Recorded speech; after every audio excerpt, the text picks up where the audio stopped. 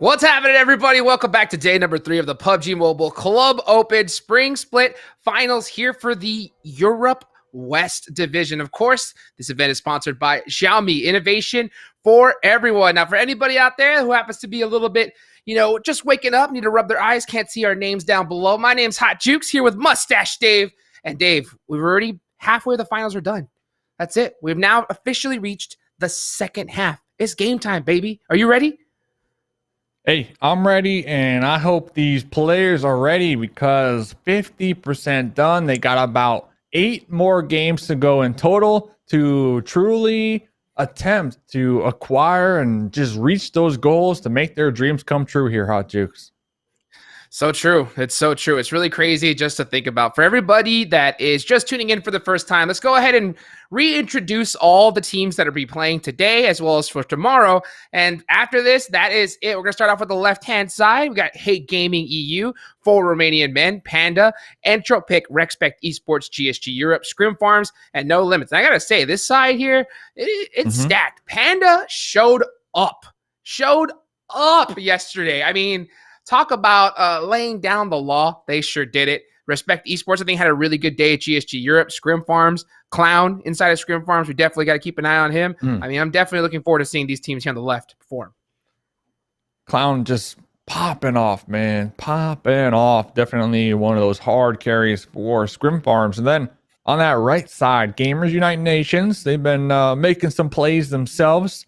If we had to compare them from the group stages, Team Night Target, Daos Legion, currently in second place, uncalled for, LakoNostra Power, Exotic Alliance, No Hate, and to wrap things up here, Silencer Gaming. Silencer Gaming, man. For everybody that's just happened to watch from the league stage and now just catching in tune, Silencer Gaming was previously LakoNostra ICE. I don't know what happened. Maybe the battle of the LakoNostras happened. They said only be one LakoNostra in the chat. Silencer Gaming ended up changing their name. And so far, I think they've been pretty much in the mid-pack. And just to kind of go ahead and take a re-look into that, let's go ahead and take a quick look at the scoreboard so we can go ahead and see exactly where all these teams are laying out so far. So if we're able to go ahead and do that, you can see right now, Panda, they're in first place, 108 points in total. Daos Legion, second place with 95. GSG Europe in third. And then, like I was mentioning, Silencer Gaming in ninth place with 55. I think that this is a really huge day for all those teams that are currently, I would say, 7th place on down. They have to have a big day, in my opinion, if they really want to make it to the next stage. And Dave, why don't you tell people how many teams are going to be moving on to the next stage? How many teams? It's not one. Jukes? Well, it's not 2. Well, it's not 3. Not 3, but 4. 4 teams from here will be moving on to that next stage, PMPL. And PMPL, that's where the money is. That is where all the eyes will be on them from across the world, as all the other regions of PMCO will form up together and compete in one lobby. So pretty much PMPL Europe, I believe it is, PMPL EU, yes. Right? I think it's being coined right now. Is going to have 14 teams who qualified from PMCO and then 2 teams directly invited. So right now, that's exactly what we're doing here for EU West. All these teams trying to compete to make it to that top 4. And you were talking about 7th, 8th, 9th place. I'm over here. I'm trying to crunch the numbers. 12th place is 41 points. So 12th to 4th place, that's about 34 points. I definitely can see that being doable in one day. That's about 8.5 points per game.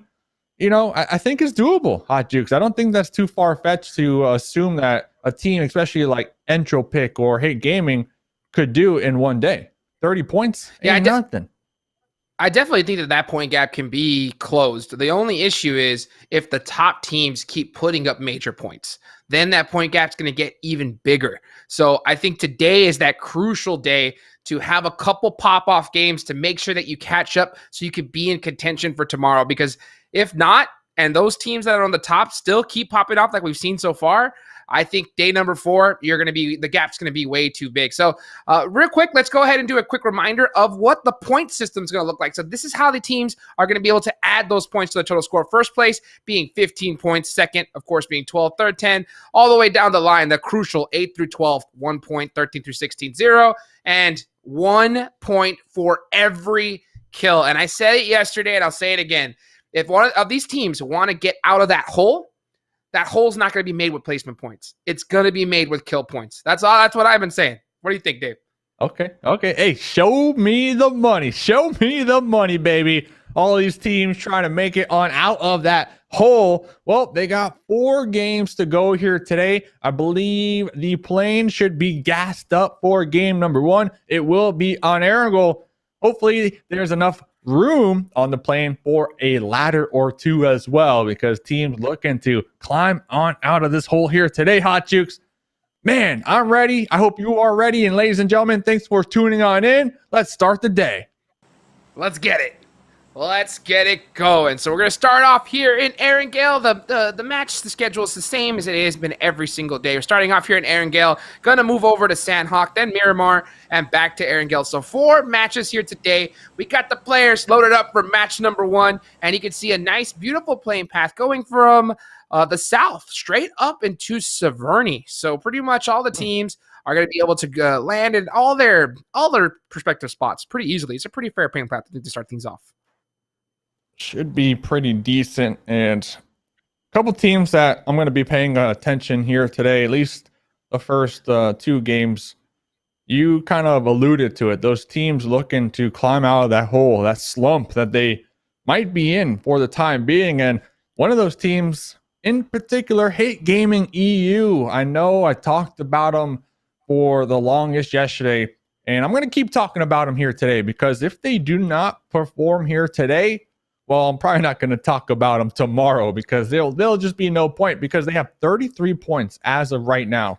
They are in 14th place on the overall leaderboard. We can see them dropping down their military base all the way down there to the south. And this is a team that I'm surprised, Jukes, of their results here so far, because looking back at the group stages, they had about 86 kills. They had about 30 points ahead of everybody else.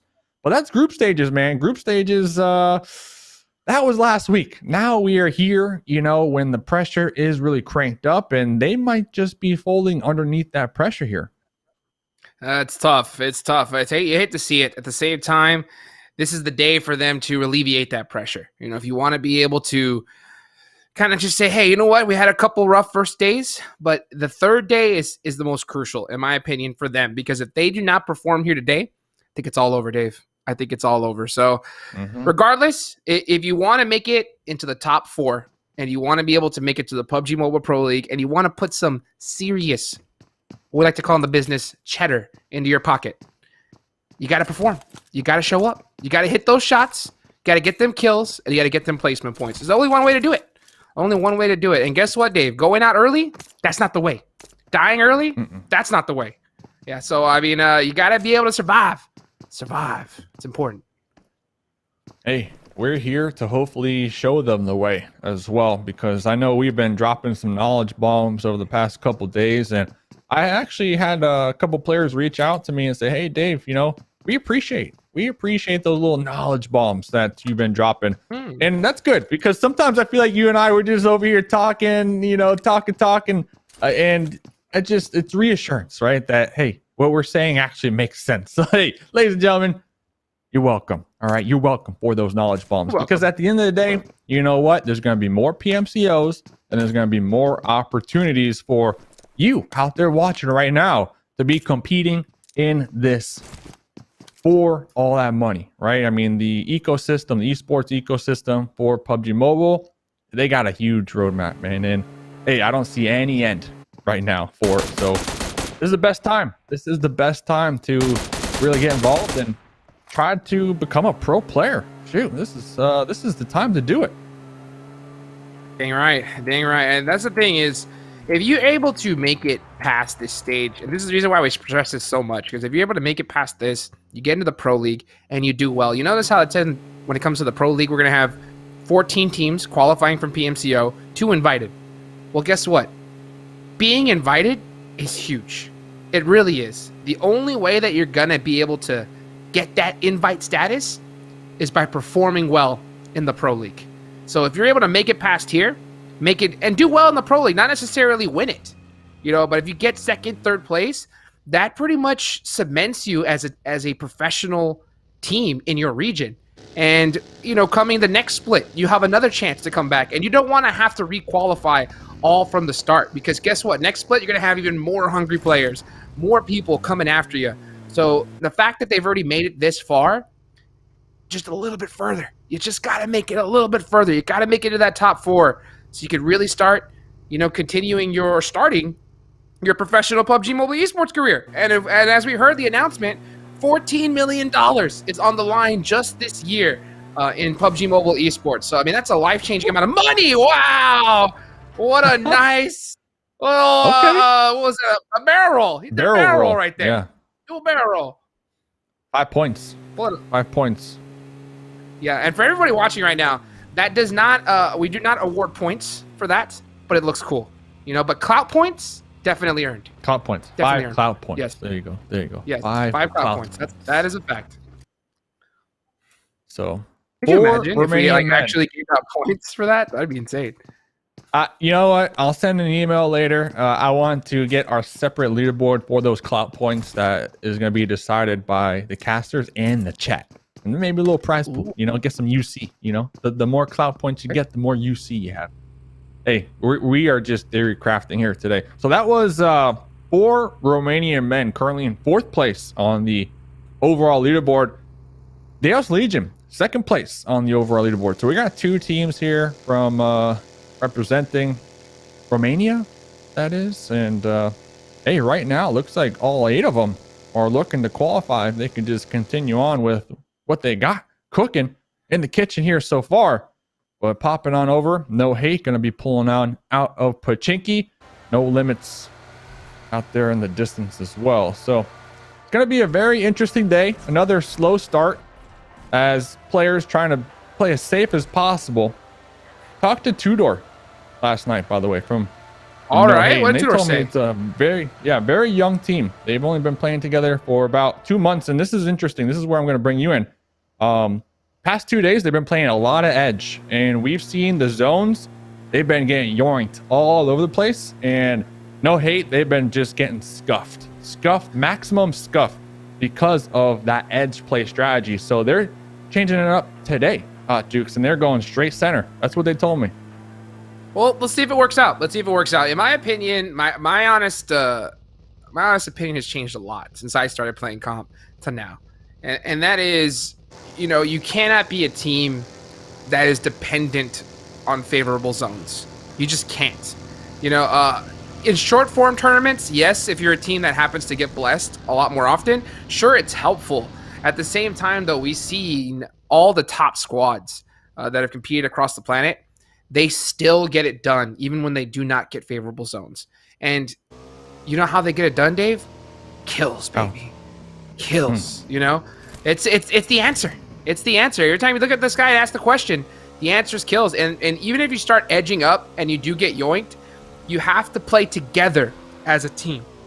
You have to play grouped up as a squad, push in slowly, little by little, use each other to bounce off of, and be able to kind of, almost bully your way into those zones. Now, there is certain times where it's just almost impossible because you could have like 6 teams gatekeeping you. And that's just that's the luck of the draw. That's the way it is, At the same time, you can do it more often than not if you play it properly.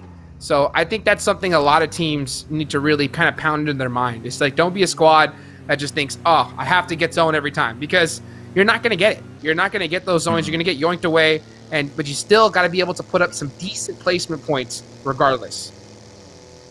So put your coach hat on, though. I mean, just, talking about No Hate just a little more here. You're the coach. Do you recommend changing up the strategy completely, 50% through the tournament, right? Because their whole strategy the whole time, group stage, they played Edge. Like, they played Edge the whole time. But today's the day that they change it up. Like, what does the coach side of you say? See, so no hate. They need a good amount of points. I don't mind it, the change, specifically because in order to play as a group is so much harder.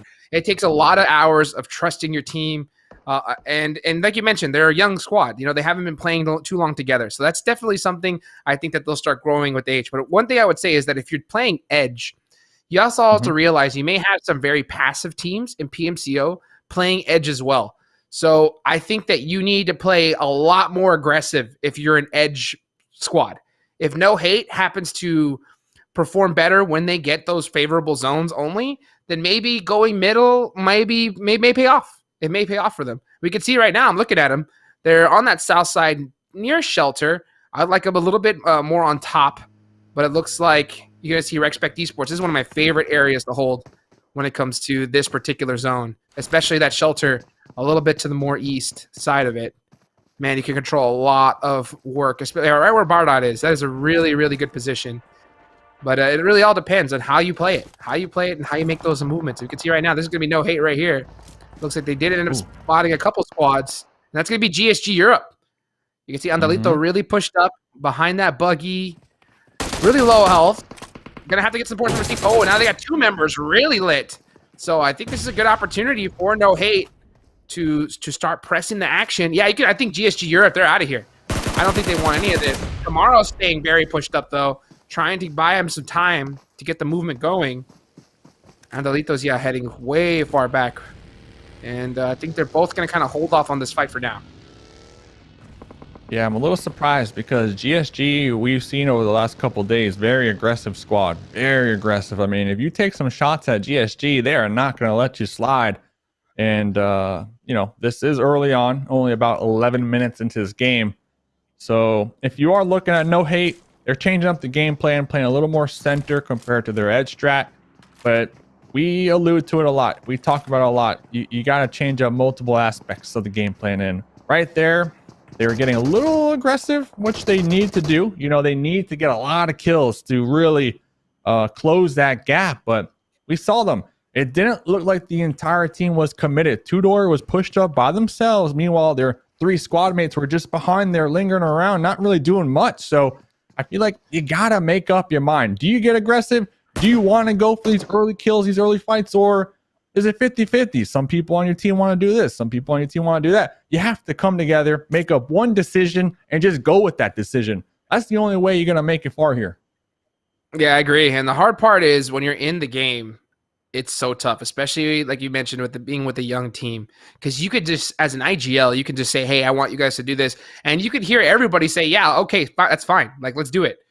But then all of a sudden you look back and you see two players just doing something completely different. And it's so hard to manage that. Yeah. It's so hard to manage that, though. Like, there's nothing you can do in the game as an IGL unless you decide, hey, you know what? I'm going to stand behind and literally micromanage every single player in front of me. And that does work to an extent, but sometimes if you have a very, very nervous kind of players or teammates, it can make things even worse. So there's a balance. There's a balance to figuring it out. The one thing, though, is like I mentioned, when it comes to playing Edge, it could work. Absolutely. You have to be an aggressive team, though. You have to be a team that is willing to fight as a full four-man team and just punish. Yeah, well, they got zone here. They got zone here. So they're going to be pretty decently centered up. I think this is going to be a good game to really look at them and see if they're able to still do it, even when they got a zone. Let's see. And they have some information that there's at least one team just a little over there to the west from those previous gunshots they were taking. Daos Legion pushing on in from the northern end. Entropiq as well, looking for a huge day, currently in 12th place on the overall leaderboard. You might want to do some leapfrog scouting because they're going to be driving right past the mansion. I'm surprised Uncalled For aren't taking some shots at these vehicles right now. This is a prime opportunity to pop some tires, get some vehicle explosion. They might have waited just a little too long because Entropiq, they are out of there. They're gone, and you can just see Uncalled For is just super split up, trying to hold, I think, a little bit too much when it comes to mansion. I think you really have to just kind of hold one side and get ready to start moving, because it's so easy for you to get pressed up on if you're not going to do it. You can see right now, Entropiq are going to hold this dip for now as they try to be able to figure out what's the next spot that they're going to be able to take. Uncalled For are going to start taking some more shots. Looks like this is Exotic Alliance, I believe, driving on by. At the same time, uncalled for, they're in 13th place. They need a ton of points today. You cannot afford to let, I want to say, free points like that drive by. And they're free points because when you're driving, you can't shoot back. That's something that you stress all the time. It's one of the worst feelings in the world to get taken out while driving because you really cannot defend yourself. And uncalled for, letting that advantage just slip right past them. They're going to be playing a little passive. They do have mansion to themselves, but popping on over here to the cliffs of prison. It looks like we're going to have no limits, doing a little regroup action right here, as it looks like two other squads are going to be hovering around the general area with the same exact game plan. Dude, it sucks to get taken out of a car, especially in game number 1, because you've waited pretty much the whole day to start playing. Then all of a sudden you die to a vehicle, so you haven't even got any shots off yourself. And you have to wait even longer for the next game to start up. So it's really devastating, I think, to your overall mentality. But we'll see which teams are going to be able to get some good solid kills in to start things off, because right now there's 15 minutes on the clock and there's still 61 players alive. This final circle is going to be just toxic, just straight up a bloodbath between all of these teams. You get taken out now, 0 points. Thanks for giving us 15 minutes of your time. Hopefully you're warmed up for the next 3 matches. Chaos is going to be in prison. They're going to be by themselves. That could be a coffin, but we'll get back to that because Daos Legion finally right now on the edge. Looks like Gamers Unite as well. We might have a early skirmish here. Our first skirmish of the evening. You can see Wolves trying to get some shots on these driving by buggies, and this is really huge. If you're able to catch one, shoot out the tire, and that thing is going to spin out, and it's an easy kill. You cannot go for the headshots when it comes to buggies. Now, we did see some dossiers there drive on by, but that's going to be just some shots going there for Gamers Unite Nations. Not able to really hit the mark. But, man, I think that you could definitely see, Dave, how passive these teams are playing. They all realize how much is on the line here, and they just do not want to make any slip-ups, any mistakes. I see a lot of, stick and moving. Who put that rock there? Who put that rock there, dude? Dude. Oh, Rich! No! Dude. Yesterday, remember I told you? They told me, Daos Legion told me one improvement that they need to do is not let Rich drive. And we just saw Rich driving, drove on top of a boulder, and oh, man. Unlucky. You know he's going to be screaming. That is not my fault because I didn't even see that rock over that little dip. You got to have that map, what we like to call it? Knowledge, though, dude. You gotta know that knowledge. I mean, I think that is a planted rock right here by Exotic Alliance because that was gross. That was disgusting. Well, I was a little confused why AWM told me that about Rich, but hey, right there, now I get it, man. Now I get it, and I believe AWM is gonna be the last one alive. Yeah. The team said, "Hey, keep Rich out of the driver's seat." That was one of their game plans for victory, and now I know why. Well, guess what? Now they got some hard evidence, right? They got some hard evidence to show the judge. Say, "Hey, dude, you're not allowed no more." He's like, he's gonna try to contest. Say it wasn't my fault, but hey, you cannot contest that. Yeah, you just can't. You can, one tiny mistake, and you're out the game. That's the way it is here in PMCO at this high level. They lost 3 of their squad mates right there. So the zone did pop. We have prison still in it, just a little bit. And a lot of people, they stay away from the actual inside of prison like it's the plague because you do not want to get stuck there. There's pretty much only one really main entrance. And then those cliffs. I mean, those cliffs are just deadly. GSG over here, right there on the edge, trying to grenade no hate right now. Yeah, they have the high ground right now. So this is gonna be Hate Gaming EU. He's got a really, really nice angle. I think he's just kind of waiting for us to pick the shots. Andalito does have an idea that Hate Gaming is there. Okay, he sees the spot, definitely. So he's got that intel. He's giving it to his team. Next zone's about to go on up, so I think that's why they're not really pressing this. So if you're GSG Europe, I think right now you really need to be making a game plan more than worrying about Hate Gaming. You need to think, okay, if the zone goes and shifts off us hard, what's the plan? Are we pushing through this team? Or are we going around them? You need to have that ready by the time the zone pops.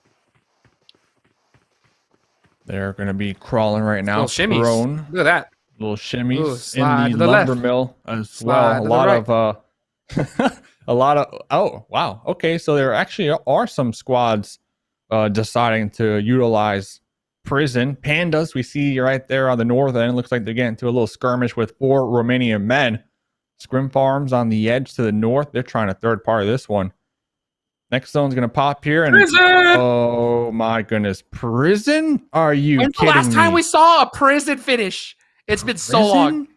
It's been so long since we've seen a dead prison finish. I'm so hyped, honestly. Like, when I first started playing PUBG in the first place, I dropped prison. That was the first place I would drop because you know what, bro? I was like, I'm ready to throw some hands in prison.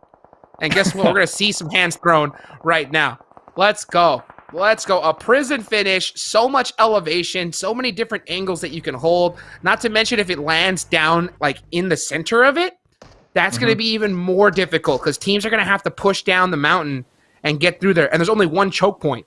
So this is going to be a crazy finish. Ladies and gentlemen, if you have any friends, tell them to hop on the stream right now because they're not going to want to miss this one. So I think there's only 2 real strategies to play this zone. You play the edge on the cliffs, or you just get into your car and just YOLO send it over those cliffs and go into one of those compounds for cover. And maybe hope that Papa Blue continues to bless prison. Then maybe hope that you will be in a situation to maybe get into a little heal off, right? Get a little heal off going. But right now, a lot of these teams are going to be on the edge. LakoNostra Power trying to make their way on into this new circle. They're getting gate kept hard. This got to be Scrimfarms taking some shots at them. 4 Romanian men take some shots. I don't know if they'll be able to make it in alive. And guess what? If they don't make it right now, Dave, they're out in 16th place. Every single team's still alive. Every single team's still alive here in prison. This is, look at this. Look at this map. This is insanity. This is going to be crazy. This next circle, wherever it pops, it's going to be nuts. We're going to see so many people start going down instantly. Drop it like it's hot, baby. Right now, put in the chat, who do you think is going to come out on top? 20 minutes into this game, 0 points. 0 points if you get taken out. So I do believe there is going to be 1 Panda alive. TI going to be inside the actual prison, going for that strategy. Just camping it on out.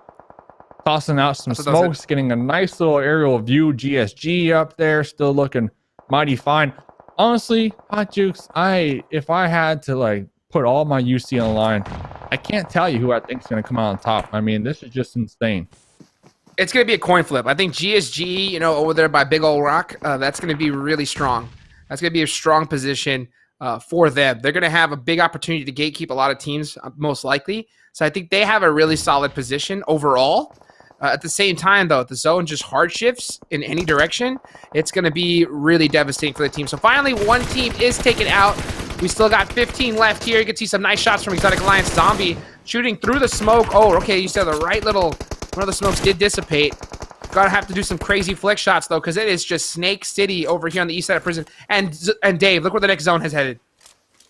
Let's go. Right on top of prison. It's looking like a Christmas tree with all these different colors, all the different color Christmas lights right now. 14 teams to go.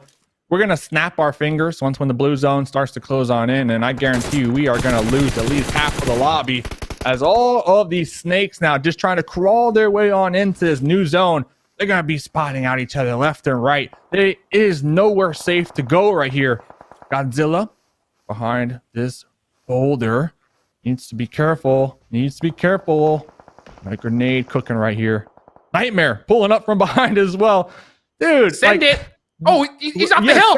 He's off the hill, baby. He's gone. See ya. In the buggy. I mean, this is just straight madness right now. Everybody just starting to full send it. You can just see him trying to get on out through the vehicle, but it's not going to work out in time as so many people are gatekeeping him. People are just driving off the ridge. This is just madness right now, trying to survive, do anything they can, and there's people 360 degrees everywhere around them. You could just tell how rare this circle is. So many of these teams are just trying to figure out what to do here. And what Andy did right there, that's the plan. Andy has the game plan. Just get into your car and just send it on over those cliffs. GSG going to be playing the top of the cliff, still with 4 up. They're trying to clear out all these little cubbies, all these little angles in the cliffs, and they are quickly caught off guard. Louis needs to make sure to get the trade right now so they can get the pickup, the pre-fire right here. Man, you just never know who's going to be hiding or lurking behind which corner. They were able to get the final knock right there, but 2 of their squad mates were chunked down in the process. And hey, checking on in with the actual prison compound. Jump shot! With the spray down jump shot. Saving the day right there. Woo! No hate, no hate. They happen to be pretty decently inside the circle, but guess what? They're back to playing edge on this one, and that is just no choice. Prison decided where this one is going to end, and now we're looking at Scrimfarms up on top against LakoNostra Power. 2 remaining members. It's going to be Naya and Spectre. Clown and Hexshot are already down. They need to be able to make a play here and gatekeep them. It's going to be really tough, though, as Styles putting some good shots, but it's a 2v1. Gotta get one of them.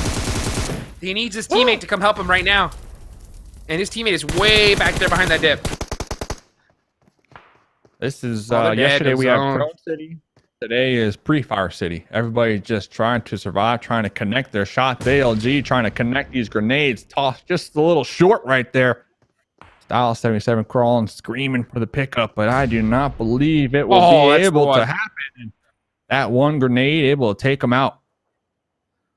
Spectre's going to be able to get that finish. They're going to throw another one as well. And the next zone, there's so many bodies on the map, it's so hard to even tell where it is. I mean, this is just crazy. 10 teams remaining here, 25 minutes on the clock. This one is going to go down to the end, literally to the last second, I think. This is just a crazy, crazy finish. For all these teams, like I mentioned, they're going to get stuck up on top of the rock. That's going to be GSG as well. I don't know if they have any vehicles to be able to drive down. Okay, they have one. So they can get the squad and send it all together, but they're going to send it just one. Levi's sending it down. Jumps out. Pop down instantly. Yeah, instantly. I'm not sure exactly why they only sent one of their members. I think that was kind of a little bit of a misplay, in my opinion. But right now, you see Lau looking on down, trying to get some spots, trying to get some more finishes. 2v1. ALG trying to backstab him from behind. Right behind that little boulder. Nice finish. The peak. There they go. 8 teams to go. 8 teams to go. If you get taken out now, 25 minutes into the game, that'll be 1 point for you. Thanks for playing. 4 Romanian men. They have the numbers advantage. They have 4 up. They are inside prison, all in that little warehouse. Panda still going to be alive with a solo. Spectra, oh boy, gonna take a lot of damage right there, and yeah, oh no, the whole team just jumping on off. Ain't no one gonna kill me except me. That's what the Scrimfarms said. You know, like no choice, jumping on down. But guess what? They didn't have that parachute, man. You can only use that when you're flying down the first time, and that's just it. That's exactly what happens when you try to go down that late in prison. And there's only one way to really go down, and that's through this front end. And you can see 4 Romanian men are really holding it down really well so far. You can see Andy trying to get some nice little peek shots through. Oh, actually does the jump. Super risky. Challenges them and gets shut down. So 4 Romanian men, 4 kills to their name. Having a great, great start here. And if they continue to do this, they should be able to really hold this down well because everybody else is pretty split up. Now, I got to note, Chaos has been here for about 3 different circles. Chaos from Team Night Target, just straight chilling. I mean, talk about reading the zones. Chaos currently in 5th place. Oh, trade. Place in points. Sushi, though, defending the little warehouse.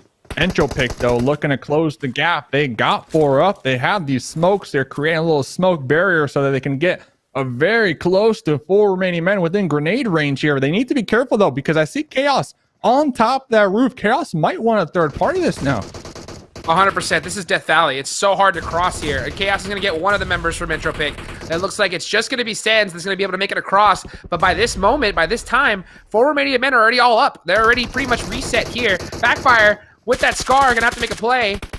Trying to put some nice little pre-fire shots, but there's just people from all angles just waiting for him. And now it's a big battle, I think, between Entropiq and 4 Romanian men. He's going to throw out a smoke here on the south side. And he's going to be able to hold it down. Jaguar from No Hate. They're coming into the mix as well. And No Hate, this is a team that we talked about at the start of the day. Yeah. We talked about it at the start of the day. And guess what? They're in the top 3 situation now. Looking to change up the recipe. And I got to say, game number 1, they have done so already. 3rd place will get them 10 points, but they're not done yet. They are not done yet. 4 Romanian men. They have 4 up, but they are currently sandwiched between the duo of No Hate and the duo of Entropiq. A couple grenades right on through the rooftops could do the trick, because these compounds, those roofs, they're open. So if you know it, if you could time it, you might be able to get one on in through there.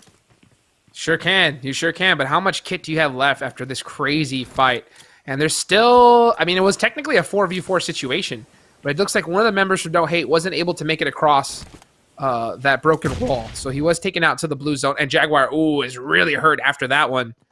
He's going to be popping them first aids and drinks. And every single time he pops one, Dexter right next door is going to be able to hear that. So if he has any kit left, he's going to throw it. It's all up to Entropiq. Oh, the Entropiq ran up the pre-fire. That's going to be one. The rest of 4 Romanian men, you know they're going to come sending it now.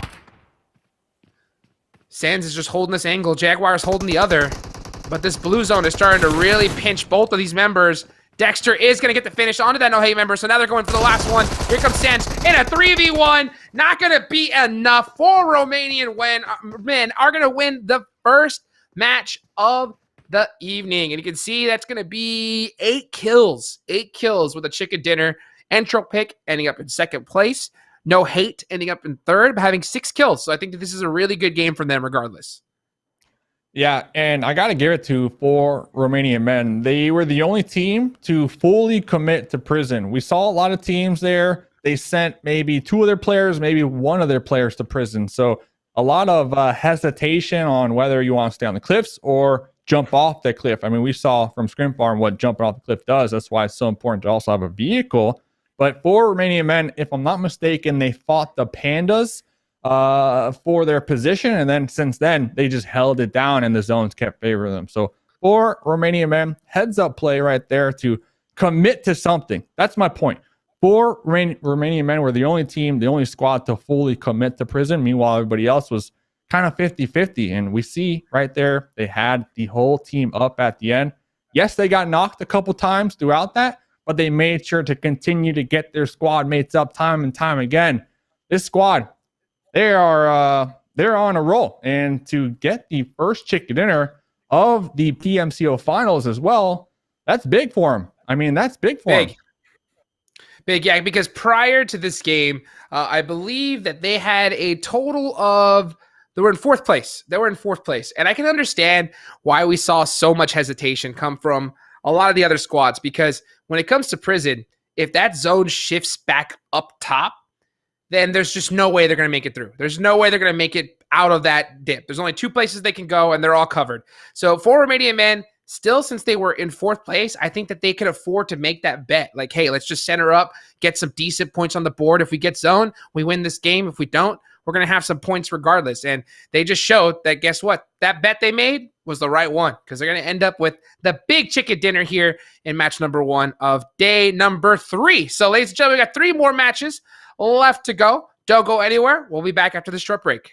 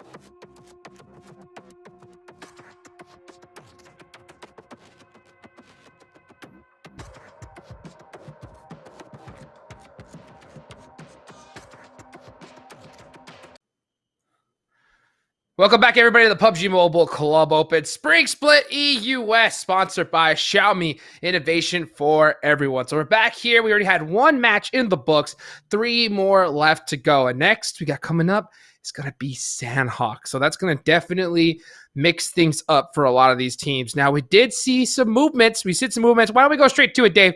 Let's get straight to the leaderboards, baby. Let's get straight to it so we can see where these teams are at, because honestly, that's what everybody I know wants to see it. We can see right now after match number 1, we're going to see a little bit of adjustments. It looks like 4 Romanian men after that game are now going to move up to 3rd place. So they're going to be sitting tied with Daos Legion with 98 points. And here's the thing, though, Dave. Look, top 4, we're starting to see a point gap already. Already here in match number 1, day 3. Also, I see 4 Romanians qualifying as of right now. 4 Romanians, Daos Legion, and 4 Romanian men. So 70, what is that? 77 is going to be the point gap. That's 21 points. So that's at least a chicken dinner that Rexpect will need, Scrimfarms or Exotic Alliance will need. So yeah, that point gap slowly starting to develop. So there's 2 sides to this, right? 4 Romanian men getting that chicken dinner. I mean, they're already in 4th place, right? And we talk about this all the time. Like when those top teams like Panda, GSG, when they're fragging out, they're taking away points on the board that teams who are in the race that really desperately need them. They need those kills to qualify. Like, so it's like, what do? I mean, if Panda's running around the place fragging out, GSG running around the place fragging on out, like if I'm Team Night Target, if I'm Silencer Gaming, what am I supposed to do? Right? Do I try to maybe drop near them, maybe third party their fights? I mean, that could be something that they can consider, but it just makes it even more challenging, I guess, is my point here, Hot Jukes. Without a doubt. I mean, the answer, I'm going to tell you the answer. The answer, what is the answer? Is you have to frag out.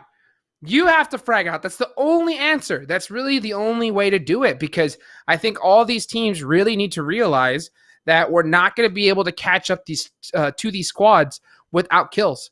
Because regardless, we're seeing these teams, even if they go out early, they're putting up kill points on the board, Dave. And they're making that separation, that point gap, even bigger every game. So you cannot do as good as Panda.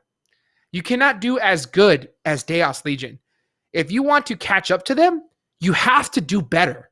That's the situation that you're in now. That's as real as I can put it. You have to do better than these teams in order to catch up to them. So in order to do that, you're going to have to be able to put up some serious kill points on the board and some decent placement points. That's really the only way. When you do not get a favorable zone, you still need to put points up on the board. When you do get that favorable zone, like we've been saying this whole time, you got to squeeze that potential juice completely dry. You got to squeeze that towel, and you got to make sure that you get every single kill point that you possibly can get, because 21 point gap, that's already starting to get bigger. And if these teams, honestly, they don't do good this next match, and these top 4 squads do well, that gap's going to get even thicker and thicker and thicker as the day goes on. I mean, so true. So true. And Panda, another thing that sticks out to me, 1st place, 0 chicken dinners. All right. So that's big. That's big for me because they have 54 placement points, right? GSG, they have 2 chicken dinners with 56 placement points. So it's like Panda, they almost have more placement points than a team who had gotten 2 chickens. Like, they don't care about the chicken at this point. Like, they don't need a chicken. They're just fragging out. And while they frag out, we saw last game, they got a couple kills underneath their belt, like towards that mid game, but they lost 3 of their squad mates in the process. So right then and there, they flip the switch, right? They go from aggressive to just turtle mode. And that's exactly what they did. They had that solo TI, and they do this a lot of times. I mean, I've noticed this a lot of times over the past couple of days. Like, once when they have maybe 1, I would even say only 2 up on their squad, their playstyle is completely changed. They hit the dirt, they start proning, they find somewhere to just hide because they know how important it is, like, to get those consistent placement points. And Panda, they always find themselves in a top 5 situation. So that's something that if you are one of these teams looking to maybe climb up that ladder, keep it in the back of your mind, right? Go for those aggressive plays early. Go for those aggressive plays towards the mid game. But say it doesn't work out, it's fine. It's fine. As long as you don't send that solo out there to like get that revenge, which we've also seen a bunch of times. Yeah. Just flip the switch. I mean, that's all they need to do. Flip the switch, go from being aggressive to just getting those placement points. Like that's the name of the game right now. Yep, you got to understand when the situation is to go all out and when's the situation to like, hey, you know what? This is a tough zone, especially in Sanhok coming up right now. This is that one place where that zone hard shifts off you. You got only 20 seconds to go. You got to look at each other and say, we ain't making it, baby. Let me pass off the first aids and let's get going. But guess what? They already have that game plan ready to go because we got the players locked and loaded in the plane. Let's get match number 2 started. Here we go.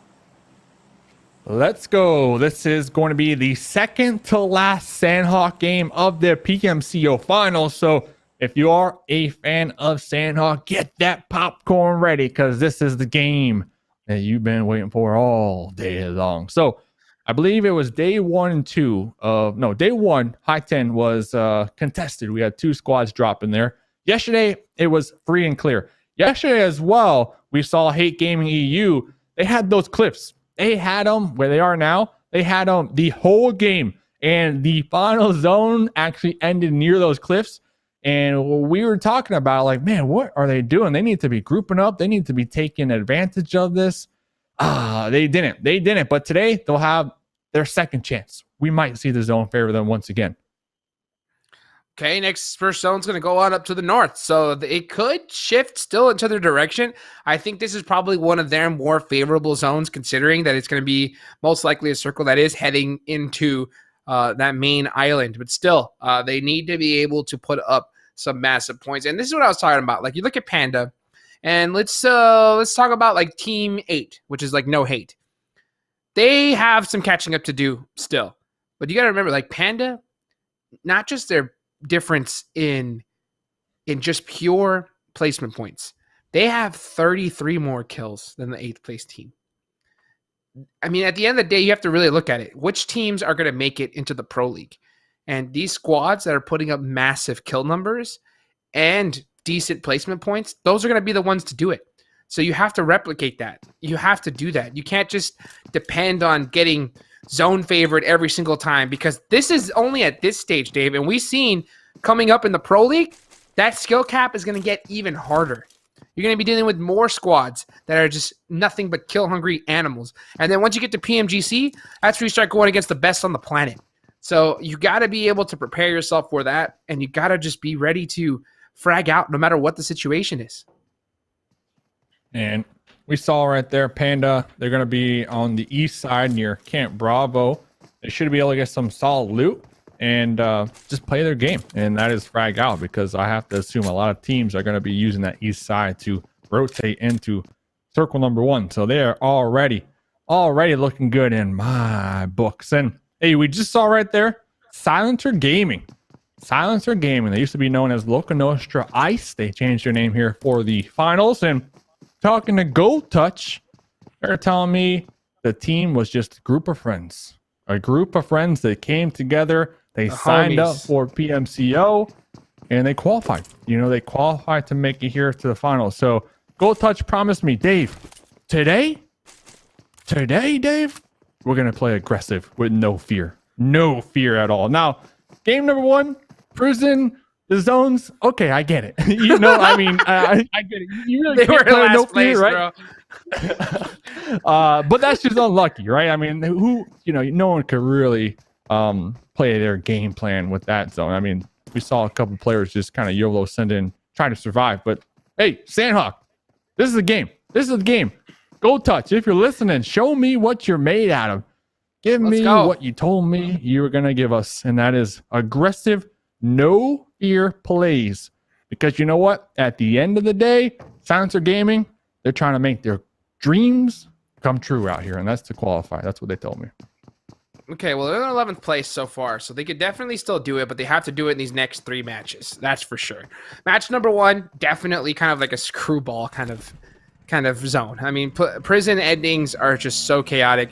Now, Silencer Gaming did go out last in that game. At the same time, though, maybe they had no fear. Maybe they did have no fear, but still went out last. And that's just some of the situations that you have to deal with when it comes to such a competitive zone. One thing I really want to do is see them pop off, though, like you mentioned. If Gold Touch says, I want to play with no fear, we're going to start fragging out. And if they are just a group of friends, I mean, this has to be just an amazing experience just even getting this far alone. But you want to make it to that next stage. You want to be able to, feel that euphoria of making it in the top 4 and becoming an official team for the PUBG Mobile Pro League. So they still have a little ways to go. To be honest, though, at where they're at right now, if they don't pop off in these next 3 games, I think that dream is going to be one that'll have to be waiting until the next split, because some of these teams are just popping off. Look at Nacho. Hello, Daos. Just that he is just freaking out right now. That is so tough. He got caught and is out. There's nothing more surprising when you're just running around thinking there's no way that there's going to be somebody here and just getting shot at. It's literally a jump scare. So, just looked over and was like, you got to be kidding me. And Nacho was like, LOL, goodbye. I mean, look, Nacho's by themselves. Their teammates kind of split apart over there. They are near, but Nacho just underneath that bridge. No one could have guessed. Just like game number 1, the prison ending, no one could have guessed that there would be a Nacho, a bridge troll underneath there. And that just goes to show you how sweaty the lobby is. These players are going to do anything that they can do to try to get that one up. And Nacho right there, 1 point on the board, 1 point on the board. So we'll see what will happen. Rexpect, they are currently in 5th place. They need about 21 points to qualify. So I understand why they're trying hard and playing that try hard mode, and they're going to be right here getting awfully close, or I guess I could say Hate Gaming are getting awfully close to them. Hate Gaming looking for that come up game as well. And they already stole a kill off of Rexpect. So Rexpect did get the first blood on to Daos Legion, but they got returned fired on by Hate Gaming, and now they're going to lose 2 members. So now, just like that, Rexpect started off with that really, surprise jump scare play of getting 1 kill, and now they're down to only 2 members, just like that. So these last 2 remaining members are going to have to pretty much snake their way up and get some decent points for the rest of their team. I think if you're going to try to play that surprise, what's up kind of play, you got to have a suppressor, though. You got to have a suppressor, because I think when those shots were heard, that's when we saw Hate Gaming start to immediately push, right? They knew there was somebody over there. Hate Gaming, they're coming to the Sanhok match, looking to be aggressive. They need the kills. There's no fact other than they need to get a chicken dinner to keep that dream going, because they currently only have 8 placement points. Out of everybody in the lobby, Hate Gaming had the lowest amount of placement points. They do have kills working for them, though. They do have kills. So hopefully they can just play their game where their strong suit is, and that's rolling around the place, fragging out, getting those kill points, because that is exactly what we saw from them during the group stages. But, I'm going to say it. They're in the slumps right now. And I just hope that doesn't impact their gameplay, right? You're in the game now. We're halfway done. You still have time to come back. Like, that's a fact. You still have time to make that comeback. So let's see what they can do. I'm going to have to disagree with you on the suppressor point. About making the comeback? No, not on the comeback, but on the suppressor, dude. If you're gonna be a troll, you need the suppressor. Come on. No suppressor, dude. I think that you have to have that. You know what? I don't care if you know where I'm at. As a matter of fact, I want you to know where I'm at, so you can peek me, so I can take out your whole squad. That's that mentality you have to have. That killer mentality, Dave. Especially if you're trying to catch up to these other killers like the pandas, dude. And what's crazy is pandas are vegetarians, but they're acting like some carnivores out here, bro. They are fragging out of their mind. So you gotta take a page from their book and start fragging out too. And guess what? If you're gonna do it with a little suppressor, a suppressor, Dave, come on. You gotta have that compensator on. That compensator. That I want to see that flash from a mile away. Let them know. Let the whole lobby start feeling the fear of your gunshots, bro. That's what you got to do. That's my opinion. Well, they let them know. All right, and they lost 2. So I guess it's working out pretty good. Yeah. Oh, hey, we got a Botate up there as well. About time. Botate! As we are going to be witnessing Nikolai get shredded and thirsted right there. Yep. That's how it's done. LakoNostra Power, 15th place on the overall leaderboards. No limits. They are going to be 16th place. So these are our bottom teams fighting each other here. Why does this always happen? I feel like we've seen that even yesterday. We saw them battle it out again. I think they battled it out in Sanhok yesterday, and it's the same thing here. And they just keep on berating each other. And it sucks because if they want to both like make it out of this hole, they can't be fighting each other. Like they need to be fighting teams that are much higher up than them and take them out early. But the more that these squads go out early, it's just makes it so much more difficult for them. It's because you don't want to be known as the team that finished last, right? So I mean, if they could swap roles, they'll be, hey, guys, we placed above you, so get better, kids. Battle for last place already? The battle for last place, or at least trying to force your opponents in that last place. Checking on in, Silencer Gaming. I really like how they're all pushing together a little convoy. They do have 4 up. I only see 3 of their squad mates in this little Congo line. They're going to be pulling up to one of the squad mates from Uncalled For. Not even looking in this direction, not even looking behind them, as if there's no care in the world, just the air breezing through their hawk's wings right there. And I wouldn't be surprised if Silencer Gaming get a point on the board right here. Totally possible. It's totally possible. Oh, See, they're going to be able to get that spot. Here goes Gold Touch. Gold Touch, no fear. Gold Touch, no fear. Find them. See them. See them, Gold Touch. Oh. There you go. Here's the problem. Dave, here's the issue, though.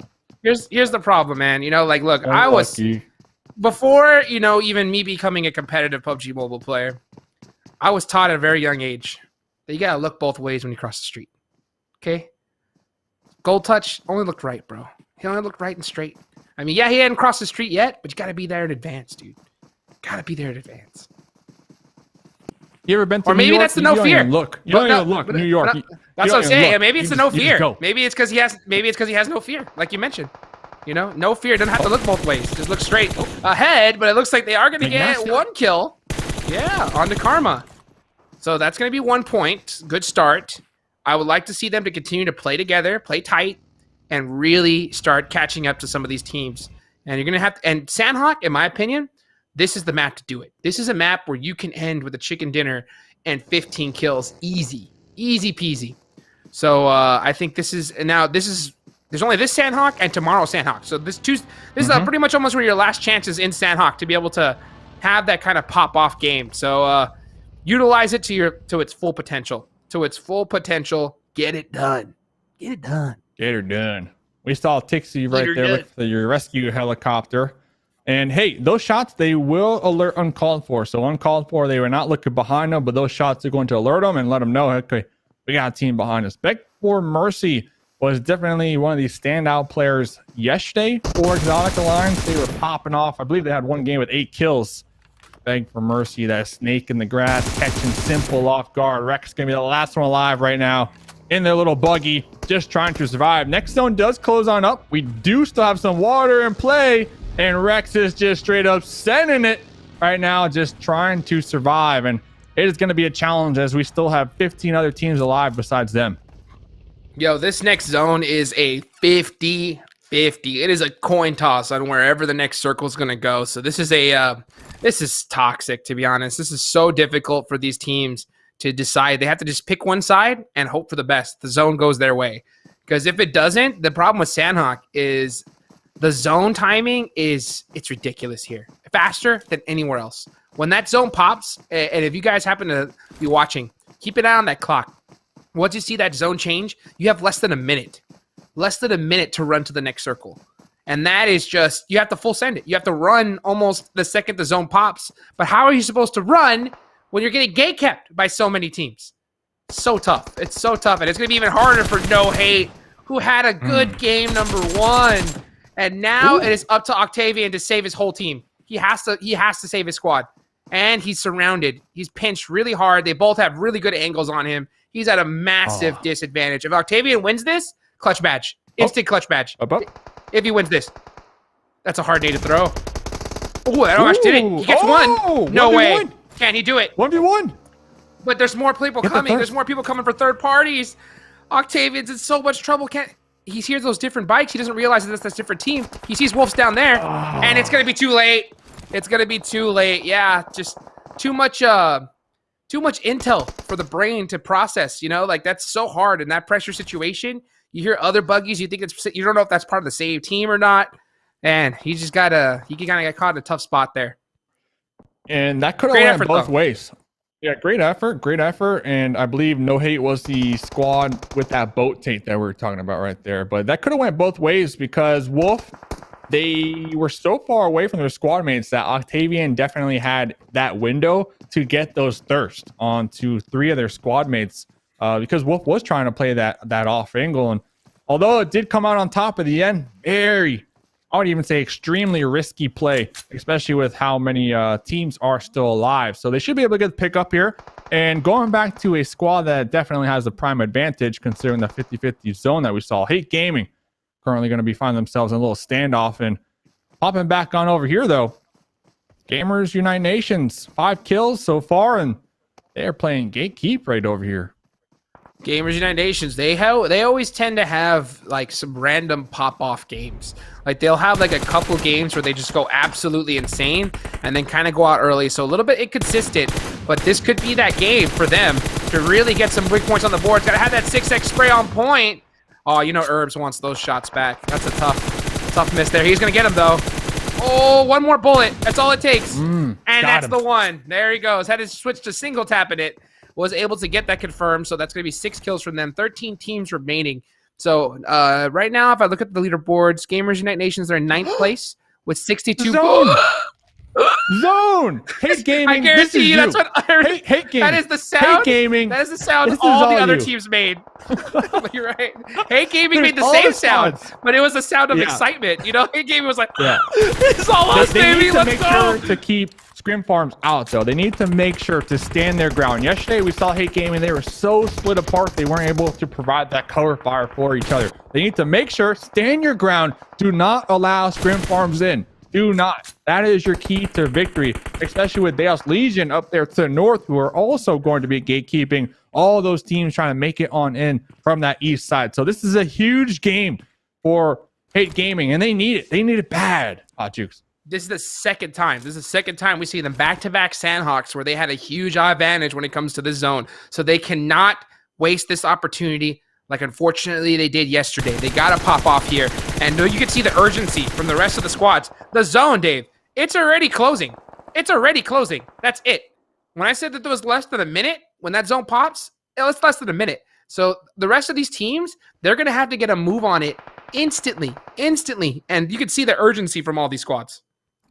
Yeah, and I'm actually surprised we got Pandas, GSG, LakoNostra for Romanian Men. They're kind of in a little standoff as well. The blue zone is going to be closing on in, but they're so tunnel vision onto each other that they're not even going to be paying attention to the blue zone, as Yiz going to be peeking Sushi, taking them down. Dexter, I believe in a bike, just full on boosting it right now.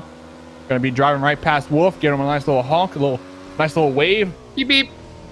Beep, beep. And Dexter, I don't know where you're going though. Maybe looking for some meds. Don't know. But Panda, I don't even know. I think he knows. I don't think he knows. Yeah, I mean, this is a tough zone. Tough zone. I don't know where you're going with that one. But Pandas, they got 4 up. GSG currently trying to survive as well. All these teams from that east side. Well, they have a journey. They have one heck of a journey ahead of them. Man, I mean, this is so tough for all the teams that got hard shifted on here.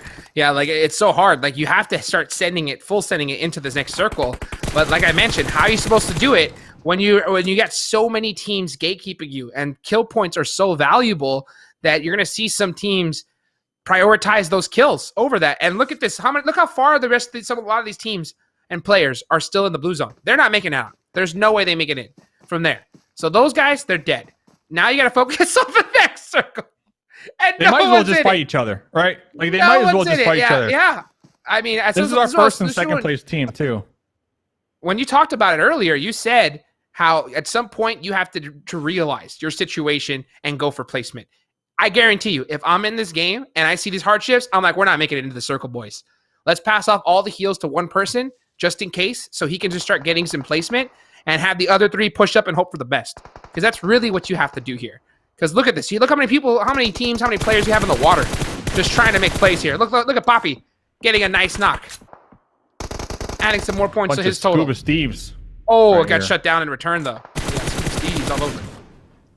Oh, Nacho's still underneath the bridge. Again. Still underneath the bridge. That is Nacho. Three kills too from the bridge. Yeah. And he has no reason to leave it. He has no reason to leave it, Dave. I mean, that bridge has been good to him. It has been old faithful to Nacho, and it's going to continue to be strong as the zone starts closing. The rest of the teams, I can see him going fishing. Nacho got the fishing pole out. Going to hear some swimming. Oh, actually got popped. He's got the big height advantage. Oh, who's he from the back, though? Got him. He's going to get that one confirm. Has to go ahead and switch. I don't think that blue zone's going to be too devastating. He has to hit the first aid now. No way. No way. Run. Nacho's going to run in. Oh, yeah. I was about to say there's no way. You got to heal. You got to heal. But look at Chaos. So Chaos is doing the heal strat that I'm talking about, and he's got 5th place because of that. So it's definitely viable with these kind of really insane zones. But it looks like it's Daos Legion versus Hate Gaming. Though these are going to be, one of these teams is going to be the winner, without a doubt. Because these are the only teams that have options. Daos does have the zone now. So that's going to be a big advantage for them. Hate Gaming have to cross the wide open. And they got 2 members on top of some rocks again. Oh, this is going to be tough. It's going to be tough for Hate Gaming here. They have to hit some shots. That's the only way they're going to beat Daos. And don't count out our solo who's out there in the blue healing up. Because we have 3 teams. Yeah, we have 3 teams still alive, and 3rd place is 10 points. Sava sees some action, sees some movement over there, sees the little pixel. They do have that boulder to work with. Jaja and Sheep, who are going to be closing this gap from that west side using these compounds for cover. They need to lay down some type of suppression fire. I feel like they need to get the attention of Daos Legion so their other 2 squad mates can make it across that open terrain safe and sound. But as I say that, they're making it regardless. So I am really surprised here that Daos Legion, they aren't being a little more aggressive here because they had the zone, right? They had the zone. Hate Gaming, they were the squad that needed to push across that open field downhill right there. I think it's lack of info, and plus they're down a member, so that's tough. But one thing I really want to comment on before we get this fight started is that GSG Europe did go out. So now it's the top 2 teams. And this goes to show when you said, and I've said as well, like when's the time to start going passive? If you would have done a first aid strat, 3rd place. 3rd place. We just saw it work. And that's 10 points. That's huge. That is huge. So in a game where you don't have the best zone, to get 10 points in placement is a big accomplishment. So at the end of the day, that's going to be on that side. Now we got to focus on who's going to get the top chicken dinner here between Daos and Hate. And when it comes to Daos, their position, yeah, they had the dominant one, but they didn't have a lot of information. There's a lot of buildings nearby. None of them really want to peek out too hard. And I think they're content, especially being a team that's already in, top 3. So they're going to be pretty set. They're going to catch Fox on the way out. So that's going to even up the fight. Now it's going to be a 3v3 between these 2 teams. Hate Gaming are going to have to push into, Daos have to push into Hate Gaming now. So Hate Gaming has Fox, the advantage, but they got to make a play here. Fox was playing that off angle. I would have liked to saw just Fox stay out there, maybe take a little blue damage. Sava pushing on up, M4 with the 4 times, trying to get that spray down. Was spotted, but the even trade. Rich needs to make sure not to get taken out from the blue zone. Rich extremely low in the health department. The grenades are going to start to ring. Push some damage on the board. Jaja getting picked up here. I'm surprised he was even able to make it that far ahead. Like, I thought he was going to take it down instantly.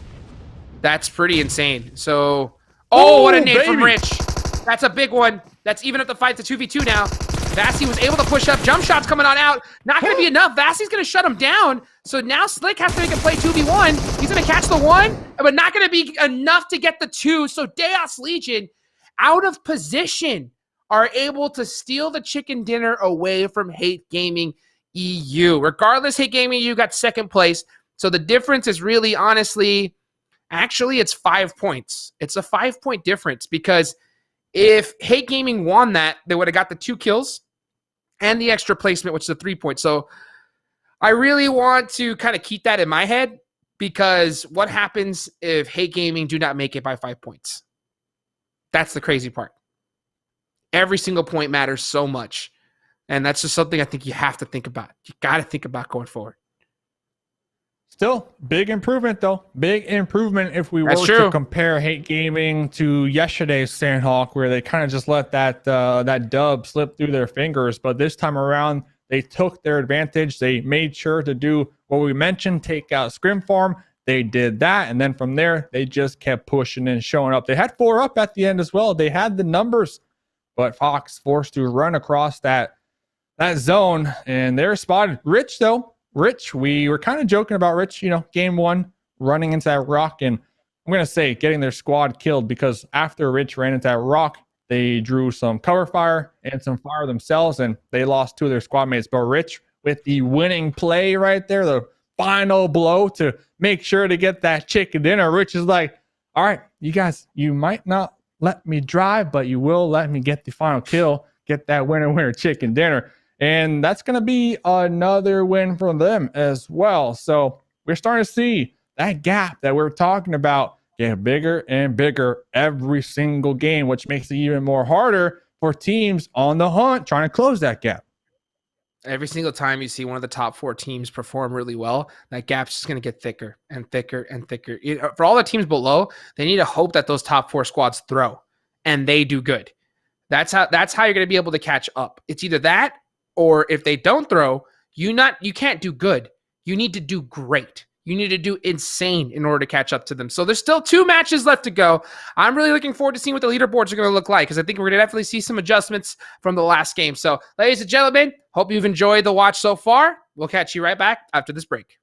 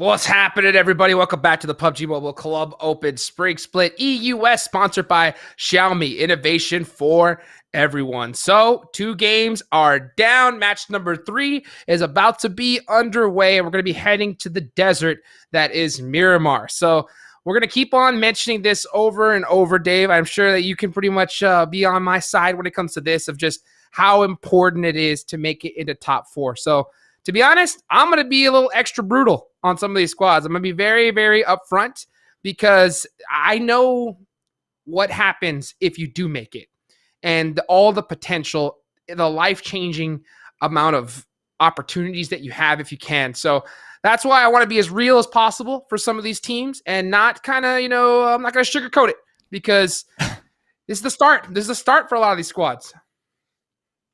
And we also know what happens when you don't qualify. Those tweets, they get sent out, those free agent tweets, those teams disbanding.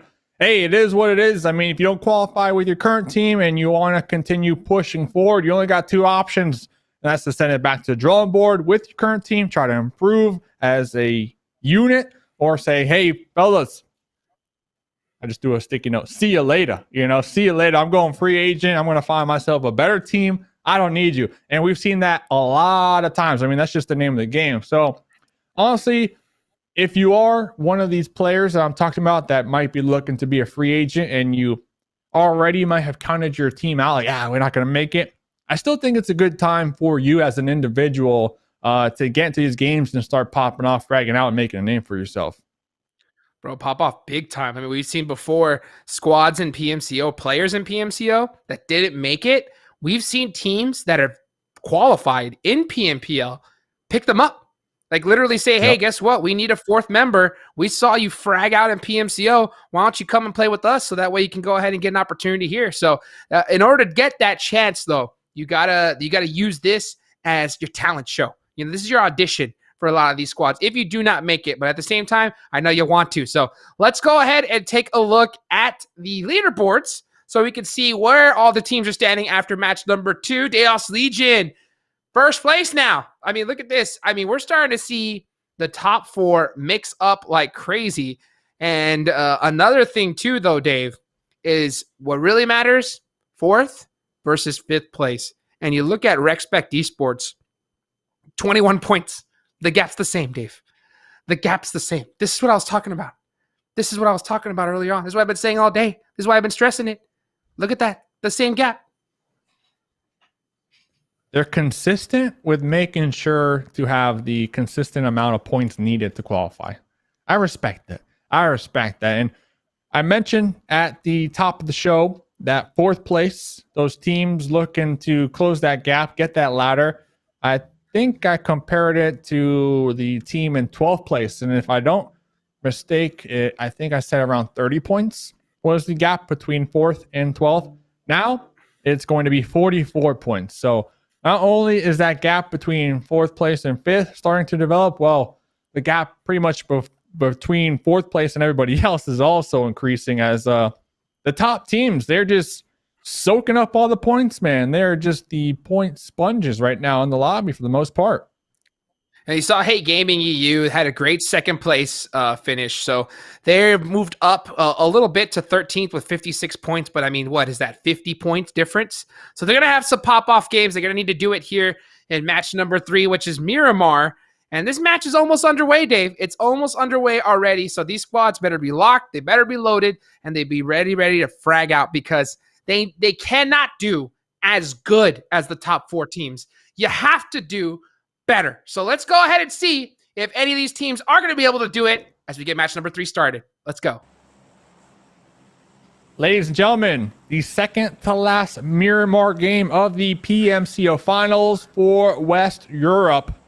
This is the time. This is the time to drop it like it's hot. If you are one of those teams looking to make that come up, hey, Mariners, throw them out the window. I don't care. No respect at all. You might be friends outside of the game, but when we get inside of the game, you better bet if I'm desperate, like we saw Nacho last game playing that bridge troll, if I'm desperate, I'm going to try to be as snaky as possible and I might hot drop you. I might gatekeep you. I might pop all your tires in your vehicles and eliminate that utility. I'm going to do everything in my power to make sure that I come out on top. And I think that has to be the mentality for a lot of these teams, as at least half the lobby right now, they currently need minimum 30 points to even have the option to qualify tomorrow. So hopefully some teams could, start thinking ahead right now and maybe change some things up, Hot Jukes. Now's the time. Big facts. They gotta pop off. They just have to. I mean, I almost feel like I'm just saying the same thing over and over, but it's just really what it is. It's really just the fact of the matter. They cannot just put up a 6-point game or an 8-point game for the rest of the tournament. If they do that, they're not making it. They need to have a chicken dinner. They need to have a top 3 finish, and they need to put up about 10 kills, in all honesty. That's going to really put you into the game for top 4. If you don't do that, then sorry, you're just not going to make it. That's just the fact of the matter. But I want to see them do it. I know that there's so much potential in these teams. I mean, you're looking at who is in 5th place, Rexpect Esports, a solid squad. Scrimfarm. We've seen Scrimfarm have some of the best games in this entire tournament. So, I mean, the potential is there. They just have to do it. And the thing is, though, you got to look at who our top 4 is. Daos Legion, Panda, GSG Europe, 4 Romanian Men. These squads have just been ultra consistent. So that's just what it is. That's what it is. You can have some really good teams not make it. At the same time, in order to make it to the top levels, you have to be one of the best teams on the planet. That's really what it takes. So whatever is inside of you, bring it on out and show up, baby. Show up and pull up, as Dave likes to say. So that way you can go ahead and start making some of that bread. Some of that bread, Dave. Making some of that bread. Pour one for the homies right now. That's a fact. All right, ladies and gentlemen, pour one for the homies, considering we got uncalled for, currently in 14th position, fighting once again.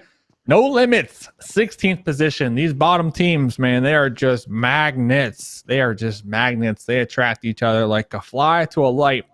And something that really stands out to me has to be Simple's position all the way up there. I'm not even sure what type of weaponry Simple has at this point, considering we're checking in with their squad mates. They got an ump. I saw Kramer, I think, with 2 shotguns. So the loot situation isn't the best. Not the best. Gotta get play. Nikolai needs to watch out. Nikolai getting spooked right there. Pulling back with this grenade. Had to have heard something. Gonna be cooking this grenade. Just a random toss. Gonna be impacting some damage to themselves right there. Oh, Nikolai. And the big problem is, I don't know if it's Nikolai or Nikola, but regardless, he's got to watch out without hitting those nades a little too quickly. And the big thing is, though, he has to realize that he does have that Bison, but it's still so early game. He's not going to have a lot of these players are not going to have a lot of helmets or vests. So you can still do some massive damage with that gun. But I think it's because it is a Bison. That's the reason why he's a little bit more hesitant to press this. And I think we're seeing hesitation from both these squads, because both these squads need to have massive performances, especially uncalled for. I think they have a really good chance to be able to make it if they have a good pop-off game. How did that nade not knock him? That's crazy. I mean, from this angle, it looked like it was money, but it happened to be just a little bit off. So it looks like both these teams realizing, hey, you know what? Let's avoid these fights, man. We do not want to deal with any of this drama early on. And let's try and survive. Never mind. Psych. Ricks, look at that. Oh, I want to see what Simple does. I mean, Simple has like free and clear sightlines, or did, onto Gringo. Oh, 1v1. Nice knock. Surprise right there. An ump to the face, but the Tommy gun coming out on top right there, trying to get the confirm. So I'm still looking at the kill feed. I am waiting for Simple to do something from their insane off angle up there on top of the hill. But it looks like, I think we're going to have a 2v3 right now. Honestly, uncalled for, they could still win this one.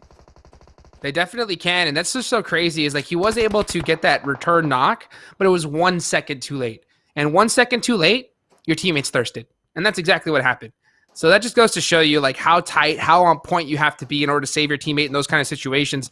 Otherwise, they're going to take you out every single time. And man, now uncalled for are down 2 members. They're going to go for the thirst here, and they're going to get it. So it's basically now a 2v2. And to be honest with you, Dave, considering that like both these teams need to put up like we mentioned, for top 3 finishes and chicken dinners, I think this is an L for both of these squads.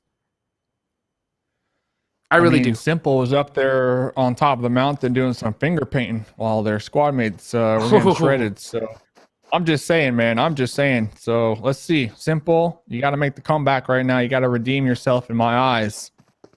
Looks like No Limits. They're going to be somewhat split from each other. Yeah, I'm always watching. Dave is watching. Both Dave's always watching. The duos are split. But I think the goal is try to group up without being knocked in the process. And then maybe you have 2 options. You get the revenge play. You're already in dead last. Or you try to survive and get some placement points. Yeah, and just look at these guys. This is the thing. Now that it looks like they're trying to push away from these fights. They're starting to push away now. And the problem is, why didn't they just do this earlier?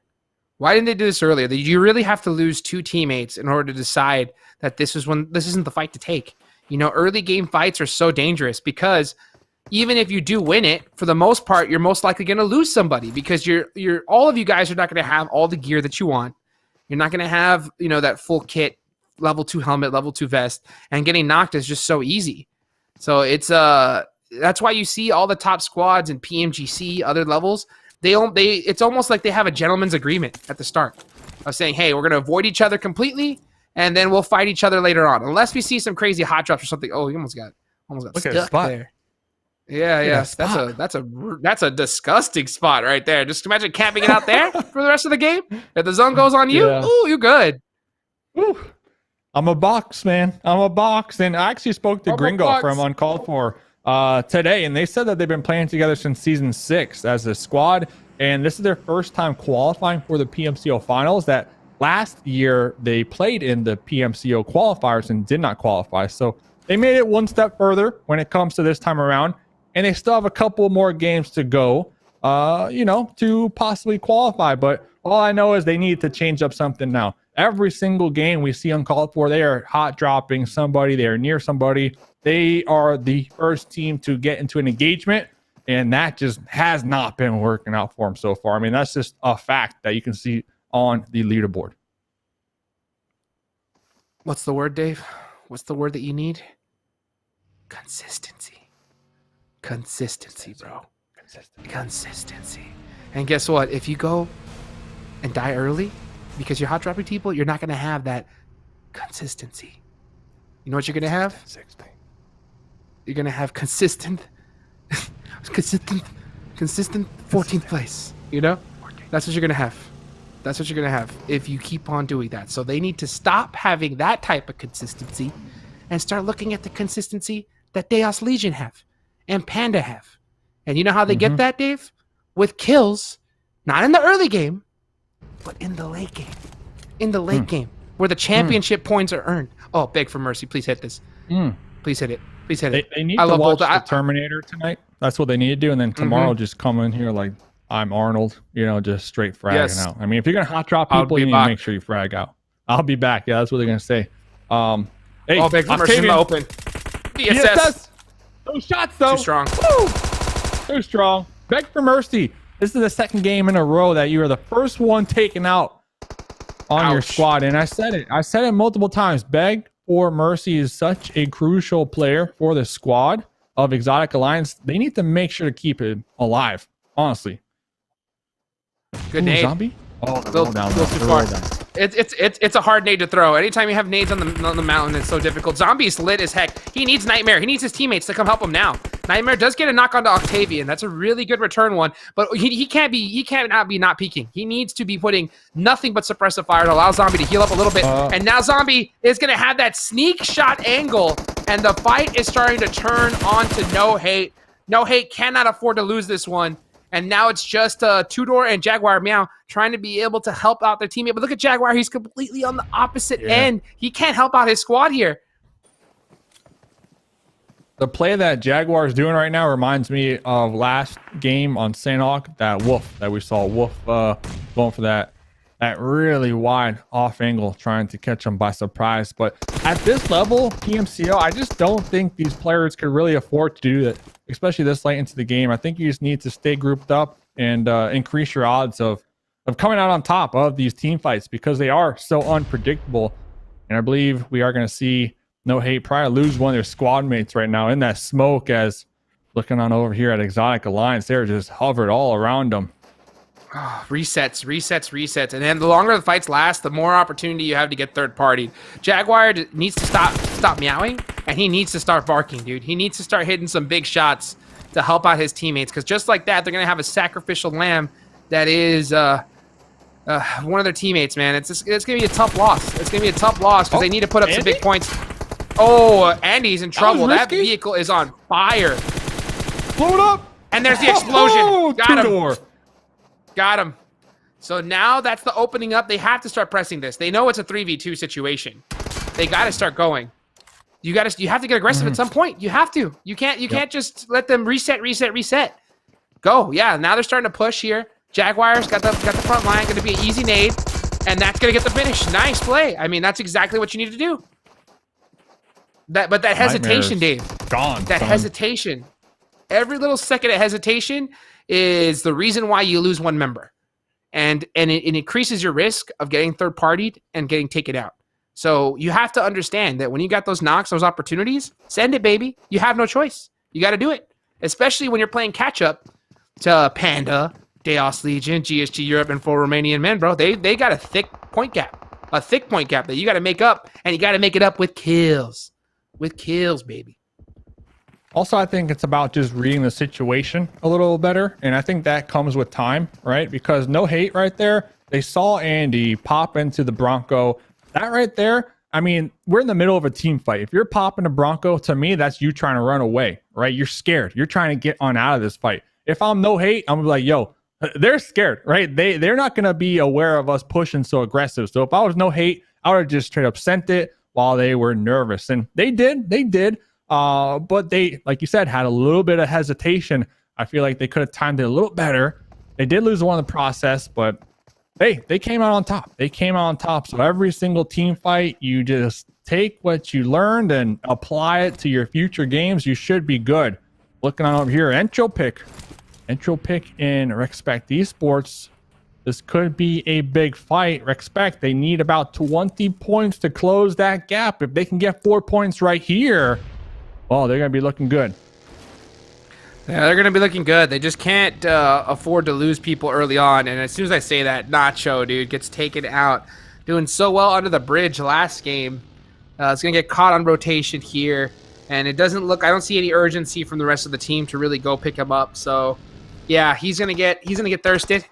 So it's up to the rest of the team to make it up for him. One of the members from GSG, Andalito, is going to be taken out early as well.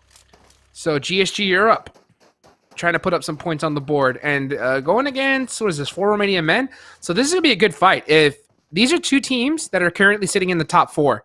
So this is what the rest of the lobby needs to be looking at. These are the kind of fights that need to happen if the rest of the lobby wants to catch up. Because these top 4 squads have to go out early. And they need to start putting up some big points on the board. So it's going to be interesting to see that these teams are opting to really, really press each other right now. And Sushi is just so concentrated right now onto GSG. They have a squad right above them as well. Once when these shots erupt, you have to assume that squad right above them is going to peek on over there and try to third party that one. So they need to be really careful, but they do have a ton of points to play with, even if they get taken out right now this early on. Team Night Target looking to take a fight. This is what I like to see. No Hate going to be inside that compound only with 3. Exile in that little hot dog building doing some scouting while their squad mates are on the approach. Yeah, and right now we're just seeing a lot of just information gathering from all these squads. You got Bardot up on top with Rexpect, so he has a big opportunity to kind of third party this fight down below. And we'll have to see what play is going to be made. Like, what is the initial knock right here? Because they're all holding the edge of the circle. I don't really see any urgency from any of these teams to really start pressing these fights. So I think that they're just going to honestly just hold this for as long as they can, unless you see someone they can catch slipping. Ooh, yeah. Rexpect looking like they might be the squad slipping, just cresting over the hill with their Bronco. Bronco taking a couple shots, and those shots are going to at least give Team Night Target a little better information when it comes to how many squad mates might be there, right? Because they heard a couple guns, they heard a couple different guns. Next zone goes on up. Another great zone for Hate Gaming EU, who last game, second place. They went up a couple placement points in the overall leaderboard. This could be back-to-back games where they get some consistent points and try to play that catch-up game that we keep talking about. I mean, Hey Gaming EU, prior to that last match, they had 35 points in total. And that was over 9 matches. In the 10th match, which was last match, they had 21 points. So they almost doubled their score, just like that, in one game. So this is going to be another opportunity for them. You have to take advantage of the times where you get these really favorable zones, and you got to do extremely well. So I'm going to really be looking at them again to have a similar performance to last game here. I'm looking at nice return shots.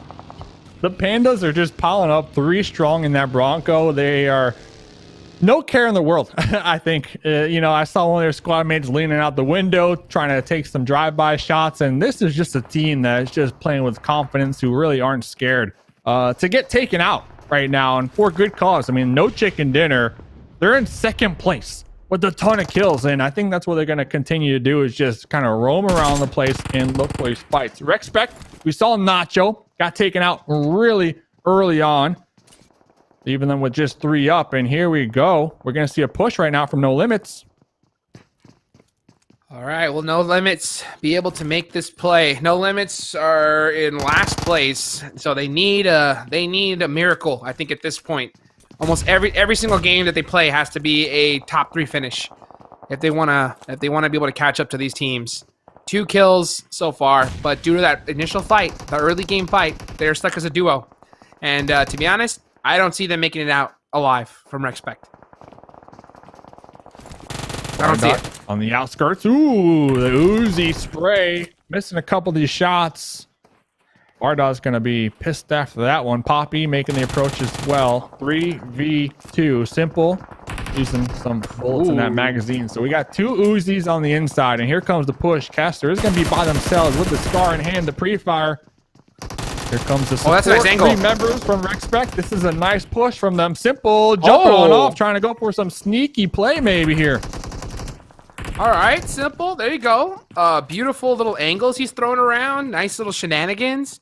Making it tough. Making it hard for Rexpect to kind of understand where they're at. But that one knock onto Reeks is going to be huge. It's all up to Simple to make the play. He's going to catch 1. 2 with the laydown, but can't catch 3, man. This is what it's all about. This is the hard part of comp PUBG Mobile, is you cannot do these crazy 1v3s, 1v4s against top squads unless they throw, unless they make a huge mistake. It's just too much pressure. Can't deal with it. You can only take so many bullets. Nightmare trying to cook a molly over here. Gotta be baiting out Jaguar with that open door, going for that pre-fire through that window. Jaguar, the blue zone, gonna be right on front of him, or right on top of him, that is. Jaguar he's on fire. GG. With the grenade, can't even toss it. Nightmare coming out on top in this 1v1 battle right there on the edge of the blue zone. 4 Romanian men, dead center, high ground. Oh, baby.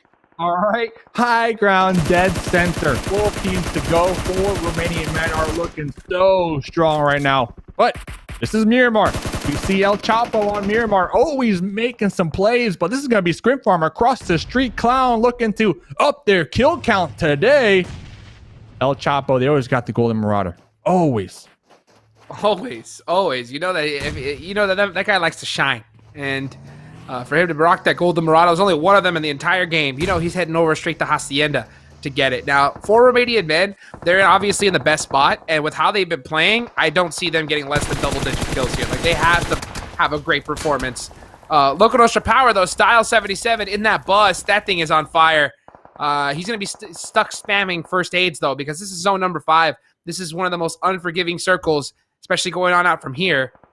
You got to watch out, because Papa Blue is not playing around when it comes to zone 5. Uh-oh. Nasty in the shack. LakoNostra Power, no clue in the world that Nasty's going to be here. Scrimfarms trying to make their way on up the hill as well. Right into the hands of Silencer Gaming. So both these squads are going to be duking it out while Silencer Gaming are in their compound. They have the potential, the third party. And here comes Nasty from the shack, from the window, whipping all the bullets here. And ALG trying to get a nice little grenade in there. Tommy gun in hand.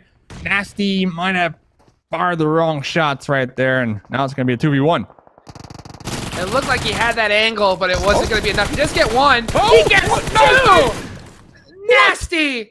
Nasty from Silencer, from Silencer Gaming, shutting it down. But El Chapo, this is the one. So, it was a good play, but never mind. He closed the door. He closed the door, and now El Chapo, yeah, Molly will break the door open. That will break the door open. Is he gonna go for it? Oh, he went behind it. Perfectly played. Now Nasty's on fire. He's in big trouble. He's gonna go for the first aid here. Looks like he might get it. Oh, he might get saved though. El Chapo's gonna have to be stuck having to hit the lay down and get that first aid off quickly. So Nasty, I mean, making some crazy plays, just refusing to go down. I mean, redeeming themselves after those initial shots, right? From that little window that they had. So Nasty and El Chapo in their own little skirmish, while Nasty's teammates are trying to defend their compound from Scrimfarm, trying to push up the hill. Scrimfarm. But Scrimfarm had 2 down. Scrimfarm had 2 down, almost 3 down. And because of that engagement on the side, it allowed Scrimfarm to completely reset and get their entire team up. And we know what this squad can do once they have a full squad and start pressing from the edge. Beautiful smoke plays. This is exactly the kind of smokes that they need to be throwing them right on their face, completely eliminating their sight line. Silencer Gaming realized that they're going to push up on us now. We have to run away. Yeah, and that's exactly what they're doing. The offensive smokes, right? The offensive smokes from Scrimfarm. Very smart because that blocks the sight line. Silencer Gaming, they have no time to even react because now they got 4 squad mates, the enemies, right at their front doors. Yeah, that's that. Silencer Gaming almost need to have to press up into that. Nice little 3-peek with that Tommy gun. Now he's in a 1v1 situation. Good shots back and forth. He's going to get 2 on his own, but here comes number 3. Can he handle 3? Oh, the jump out. So risky. Not going to end up paying off, though. And now you can see Scrimfarms are just going to do exactly what they do. They don't mind getting knocked. They don't mind having to reset because they work together as a team. They go and even if 2 gets knocked down, they get the finish, just pick each other back up, get looted up, healed, and on to the next fight. That's what you got to do. What's so crazy is Nasty's still alive too. Nasty's in the back end of this, the last one up with her squad mate. And I think Nasty tried to push out of the shack, but there's another squad that tried to third partiers right there. But yeah, that jump out shot right there, that was some next level. Almost was able to get it. Scrimfarms going for those heals, those revives, and the resets. But for Romanian Men, we called it. They had the position, they had the zone, they got the high ground. Now it's just time for them to defend it pretty much against everybody on that west side. And that's where everybody is. 6 teams to go. All the teams are on the west side. That east side is completely barren, completely empty, as we see Ambot popping up with the barrel.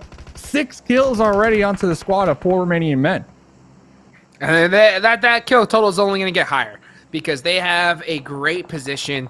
And when you have a squad that's already one of the top teams in the lobby that have such a great position, they're gonna frag out. They are definitely gonna frag out here. So they are in the dominant position. The rest of the teams really need to start pressing up. I like Scrimfarm's position right here. Slick is able to get a big knock though with that AK. The rest of Scrimfarms need to come help. Clown is sitting in a shack. Not sure why he isn't with the rest of his team. That is really interesting. And just like that, half of the Scrimfarm team is gone. And I think it's time for Nasty to finally move out of their shack. I think the coast is clear. 4 Romanian Men, they got a used car lot up here. They have, I think I counted 4 or 5 different vehicles that they can utilize to create their own cover if they wanted to. And as if they didn't already have that advantage, there's going to be a crate, a care package right at the tip of the mountain, right for the taken on the side of 4 Romanian Men. Hey, it could be an M249, but I know it is going to be some level 3 gear, much needed, especially this late into the game. 4 Romanian Men got this. But one thing when it comes to Scrimfarms, when you have so much pressure and so little time, you have to make those split decisions and split calls of what the plan is. And I think that right there, they had 2 different ideas. One said, let's go right. One said, let's go left. And by the time they both realized what was going on, half their team's dead. So that's what's tough. At this high level, you have to have so much synergy that when that play's wide open, look at Exile catching one of the Romanian men out in the open, tries to go for the finish. Is almost going to get baited out by the rest of the team, so he's going to be able to steal at least 1 point. There goes iBot. Dexter's looking to get their revenge. And looking for Romanian Men. Even though it's just one player, they're not going to risk it. They're not going to risk a 1v1. They're going to send it all onto one person. Clown wins the trade onto Nasty. Oh, but gets caught at the end. So 4 Romanian Men are going to win match number 3, as expected with their position. And it looks like they're going to do it with 10 kills in total. So double digits. They definitely ended up finishing with that. Scrimfarms in second place with 5 kills, though. And prior to this game, Scrimfarms was in 6th place. So this is a big game. Huge game for Scrimfarms. 4 Romanian Men, 25 points right there. And the synergy that they demonstrated, we saw 3 members all collapse at the same time from multiple angles to take out that solo, make sure that there's no opportunity for them to get backstabbed, was just beautiful. And honestly, Nasty from Silencer Gaming popping up at the end, trying to get revenge onto Scrimfarm, because Scrimfarm, that was the team that pushed Nasty's squad mates and overthrew them from their safety of their compound. Daos Legion, 10th place. So Daos Legion, they came into this match first place on the overall leaderboard, and then right beneath them in 11th place is Panda. So that's going to be our first and second place squads getting taken out pretty early on, and that's kind of good. That's kind of good if you are Scrimfarm, because you need to close that gap, and with those top teams getting taken out with maybe only 3 points, they weren't not able to soak up all those points that game. So Scrimfarm, don't count them out yet. You cannot count them out yet, because Scrimfarm, this was a team, if you recall, Jukes, when we look back at group stages, they, I think, were like in 30th place the last day, and then they just popped off. That was the day that Clown just started getting a massive amount of kills, and I believe they got chicken dinner as well. So they went from like 30th place on the last day to 7th place on the last day.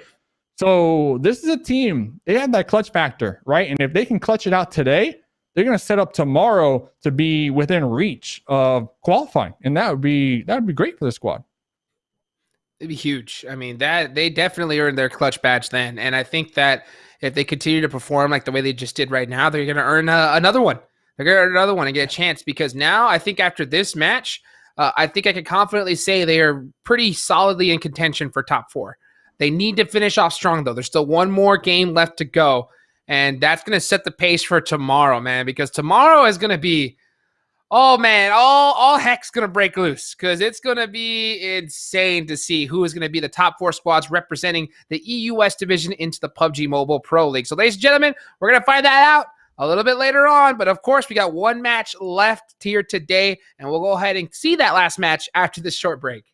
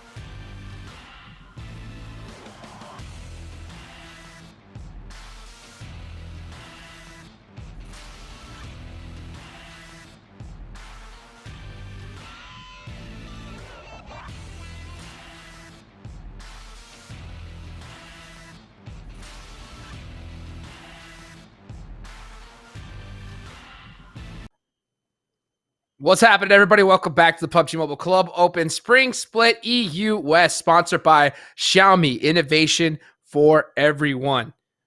Last game here of day number 3. It's a big momentous moment for a lot of these squads. We saw some of these teams really start to put in some work here to hopefully make it into the top 4, because at the end of the day, that's all that matters. Top 4 teams are going to be moving on to the PUBG Mobile Pro League, and it's this game and tomorrow with only 4 more matches left to go. So that window of opportunity, it's closing. The window of opportunity, the door of opportunity, both of them starting to close, Dave. And guess what? It's starting to get hot in here. So they need to, and in order to open up those windows and open up those doors of opportunity, guess what you're going to need, Dave? You tell me. You tell the people exactly what they need. You tell them. Some points, baby. Some points. A frying pan, chicken dinner, some kills. Let's bring up the scoreboard, because we're having some movers here today. Yeah, we're having some big time movers. And Scrimfarm, we were talking about it before the break. Scrimfarm, they are known to pull out the clutch card, when it matters. And right now they're in 5th place. So they bumped out Rexpect Esports, who have been in 5th place all day long. Scrimfarms, they are within reach right now of taking that 4th place position. GSG, 4th place. Daos Legion, this is like such a huge change up for the squad, because they have been top 4 the entirety of PMCO Finals. And looking back at the group stage, they're in 13th position. So they took what they learned during the group stage and they completely changed it up and improved big time. 3rd place, that's huge, man.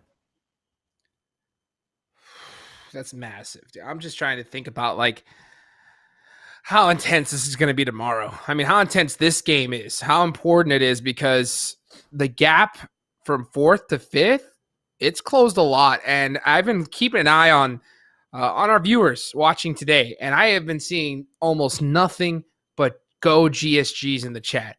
There's so many fans for GSG Europe, and now they are in that position to where they need to put up some points. They definitely need to have a lot more urgency, because the gap from 4th to 5th, it's been reduced. It has been reduced. Now it is what? How many points is that in total difference? That's going to be a total of, 19. So 2 points less than what we saw before. But if Scrimfarms has another pop-off game, it could easily happen. And to be honest with you, with 5 games left to go, there are still a lot of these squads that are still in contention for this top 4. But if you're GSG Europe, you need to put up some good points to make that gap way bigger, to the point to where a lot of these other teams can't touch you. So 4th place to 16th place, 84 points, no limits. Woo! So I'm trying to see 84 and just divided by 5, because that's how many games we have left. That is 17 points per game they need. They need 17 points.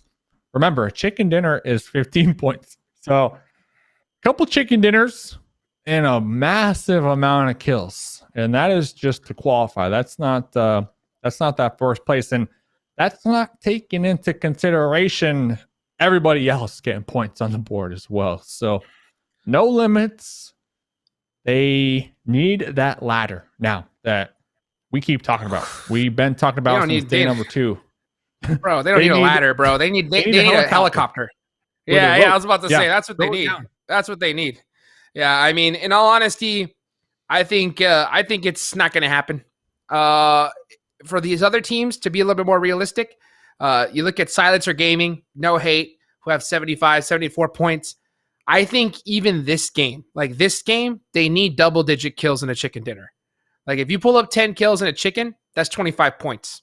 That's 25 points, and that'll allow you tomorrow to have a bad game, because that's what you have to really think about. Is you still have a Sanhok match where the zone is so unpredictable. You're gonna have a Miramar match tomorrow, and if you have a bad zone there and you're in a position where you need to have 4 insane games, you're going to have to put a lot of things up to the sky to hopefully get that luck, get that zone luck. And we don't see it really happen very often, especially here at this high level. So last match here for the evening, ladies and gentlemen, it's going to be to Erangel, the map where all these players are going to know well. Let's see which team is going to come out on top in this crucial game for the PUBG Mobile Club Open Spring Split EU West. Let's get it.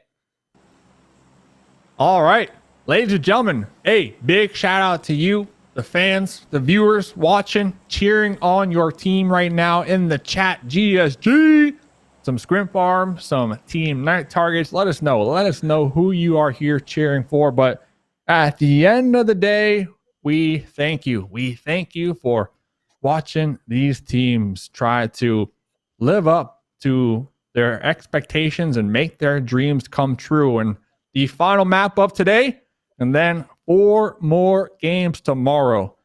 PMCO Finals will officially be concluded. You're either top 4 or you're nothing. I mean, that's what it is. Top 4 will move on into PMPL. Huge. And that, I believe, starts in March with some cash money. That cheddar, baby, online. So Ooh. getting into this game, Hot Jukes, who do you want to win? I haven't asked you that yet. Who do you want to win? This is just you personally. Who do you want to win? I want Hate Gaming. How about that? I want Hate Gaming to win. You want Hate Gaming? Okay, if you want Hate Gaming, yeah. I think that would make... okay, so if I were to kind of go around that side, because personally, I think Scrimfarm have a lot of potential. I think that they could be a really fun team to watch in the Pro League. So I think that they are pretty close. But at the same time, if you're saying Hate Gaming, honestly, I think Exotic Alliance, if they have like a pop-off match here, or even Rexpect, honestly, Rexpect. I'm gonna say Rexpect, because okay. I want to see Rexpect win this, because then it would be a big battle between a lot of these squads. No limits, dude. Come on. Hold on. Sorry. Oh, that's a big fight. That's a big win right there. And that is Exotic Alliance. So now punched out. Rip Exotic Alliance. No limits are coming in, BMing people when they're in last place. I mean, hey, might as well put out some highlights at this point. But that's what these teams they need to start thinking about, right? Like the BM coming out from teams that have honestly nothing to lose. No limits, LakoNostra power, uncalled for. They can do whatever they want and not have a care in the world. So right now they're just trying to drop into the game and play the best PUBG Mobile that they can play. So teams that are actually like on the hunt to make it to that top 4, they need to take into consideration that drops are no longer safe. Beg for mercy! Say no limits, get out of here, man. You want to drop us? No limits, I'm gonna smack you. But back to my point is teams on the hunt, they need to start taking into consideration, like they're not gonna have the early game all peaceful, all butterflies and flowers, right? They need to make sure to be looking around them with that little eyeball indicator in game around them, checking on the parachutes, right? They need to make sure they know if there's a team dropping near them, because now as we get towards the end of the event, teams are going to be dropping near each other. See, you don't need to be worrying about that. You need to be worrying for Beg for Mercy going to be drop shotting you, bro. That's what you need to watch out for right there, because that was gross. That was disgusting. To be able to get that kind of finish, that's bad. But I mean, back to your point, that's exactly what you're right. That's exactly what they need to do. You can send somebody out a little bit later and just make sure that no one is dropping close, because you can't afford to have an early engagement, because with so little loot, you're going to lose a person. You're going to lose 2, even if you get that win. And if you're in a spot where, like I mentioned, you need to have a chicken dinner and 10 kills to possibly even compete for top 4, that's not the strat. That's not your strategy.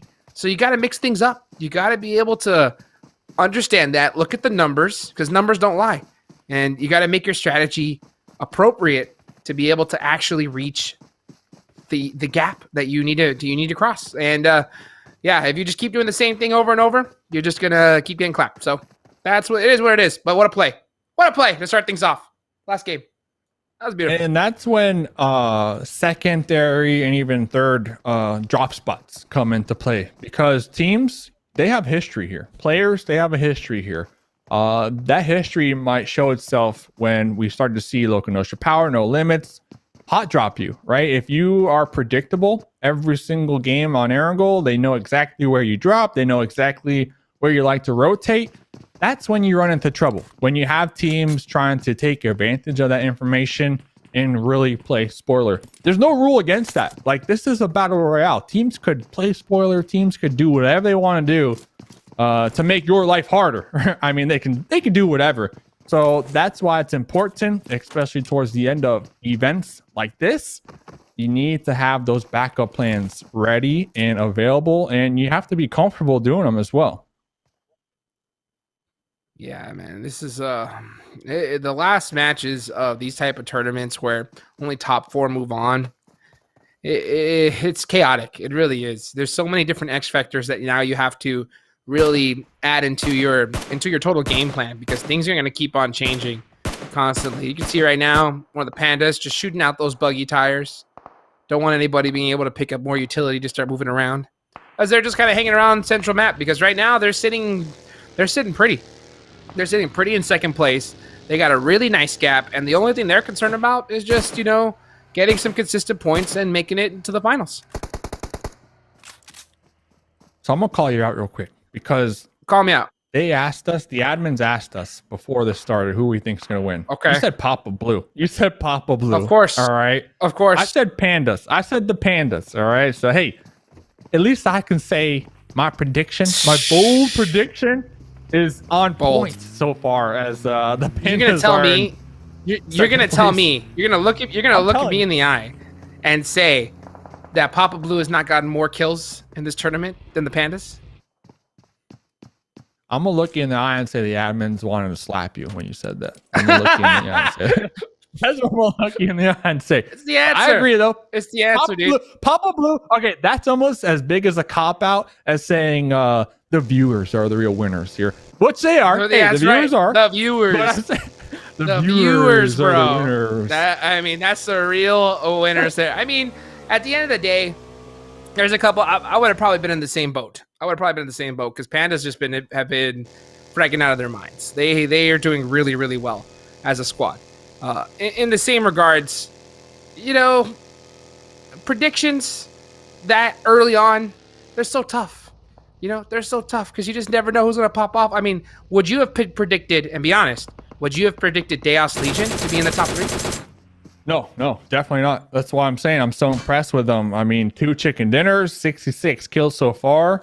They went into the group stage and they made sure to qualify. But now, completely different team. They are just on the ball, as we're looking at another squad with a lot of support within the scene. Rexpect on the defense right now. Entropiq trying to push up this hill. Yeah, this is a really tough spot south of Yasnaya. It's going to be a dominant position. Entropiq have the hill, and they're going to have a lot more angles down onto Rexpect. And you can just see him catching Poppy. Nice return shot from Caster. A little late. And by a little late, I mean by just a couple of seconds. But that's really all it takes in order to get a knock. So now they're having to play defensive. Nacho again on a crazy off angle. And he's going to get finished. So when you're in an off angle position like this, you're getting thirsted 100% of the time. So Nacho's dead. He's out the fight. Yeah, you can see him getting finished. So now it's a three-man situation. I think Rexpect just can't afford to be running 3-1 anymore. Like, just run full 4-man. Why take the risk? Yeah. I mean, take that play in your book and just rip it out and crumble it and throw it away at this point. I mean, it's pretty much been the game plan all day long. Every single time we look at Rexpect, they always have that 3-1. Now, the 3-1, it might have helped them in days 1 and 2, but with where they are, they're currently in 6th place on the overall leaderboard.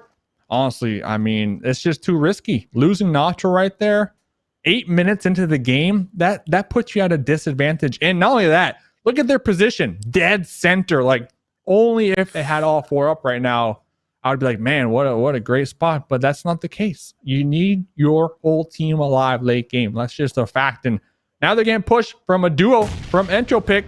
Oh, that broken wall. Blocking that one grenade. But here comes the other duo from the other side, pulling up for the crash. Hot Jukes. This might be it for Rexpect Esports. This might be it indeed. I mean, Caster trying to be able to make something happen, but look at all the pressure that Entropiq is putting down. It's going to be too much. And just like that, Rexpect Esports. Oh, what a crushing defeat right there, because they were in very close position to possibly making it into top 4 for tomorrow. Now getting taken out this early, that's 0 points. 0 points on the board. So tomorrow they're going to have a pop-off game. It ain't over yet for them, but tomorrow's going to be a tough day. Now they have to really pop off. Oh, we got a runner. We got a runner. Oh, switches to the backseat. Beautiful. The backseat swap spray down right there. Taking down Godzilla. Wow. Okay. Beautiful. Okay, no hate. This is what you need. I mean, 10th place right now on the overall leaderboard. Today, no hate, definitely. I believe we spoke about no hate coming into the day. Tudor was saying how they need to play a little more aggressive. That's what they're doing. They are playing a little more aggressive. They also said that they wanted to play a little more center position compared to the edge strategy that they had in days 1 and 2. And by the way, we're looking at their movement. Every time a zone pops, they're already in vehicles moving, man. And I like that. I like a team that they can come up with a plan and make sure to execute it. That right there, that takes leadership, right, from the IGL. Sure does, and it looked beautiful. But it looks right now we're going to see some IGL strats coming from Entropiq because it looks like they have round 2 now. Now going up against Gamers Unite Nations. We're going to have the hill that they just had prior. So now they're in the defense position. But look at the difference. They have 4 teams. They have their whole squad, 4 members up here. So they could really utilize each other's angles to suppress this fight. But I gotta admit, Gamers Unite Nations are gonna have the advantage when it comes to the amount of different angles that they can hold against Entropiq. So this is gonna be kind of a back and forth right now. They're both in circle, so no real rush between these two teams. But it looks like Gamer Unite is... Oh, they're sending it? Oh, okay. Send it. All right, Send Gamers it. Unite Nations. They want this fight. They said, we need these points. And I love to see this aggression come from them. But a nice nade is gonna shut down that push. Man, that was a risky push, and now they're starting to pay for it. So Gamers Unite Nations are gonna be in a 3v4 situation, throwing some crazy nades all over the place, trying to get another nade. Entropiq, you guys are not playing around. Such great defense, great utilization of each other's angles. Oh, but Psycho still up on top, holding that back end, which is exactly what he needs to be doing. Doing a great job of shutting down that side there, trying to see if Herbs can get off another knock. If he hits this nade, that's going to be huge. Can he hit it, though? No, a little too short. A little too short. So Entropiq are going to get the reset here. Gamers Unite Nations can't afford this. They need to keep applying that pressure. Yeah, it looked like Herbs was trying to get the pickup on the nice Wolves, but pulled off because they heard some footsteps, and that one grenade is going to be getting that trade, that knock, so Psycho should be able to continue to provide that cover fire from up there on that hill. But you have to assume Wolf is just screaming to get the pickup. Mooney going to be breaching the building, going to be traded right there, taken out from Herbs. That's a huge knock. It's going to be a 3v2 now. Backfire trying to do the same exact thing, trying to take out Herbs, was able to get the thirst and the confirm.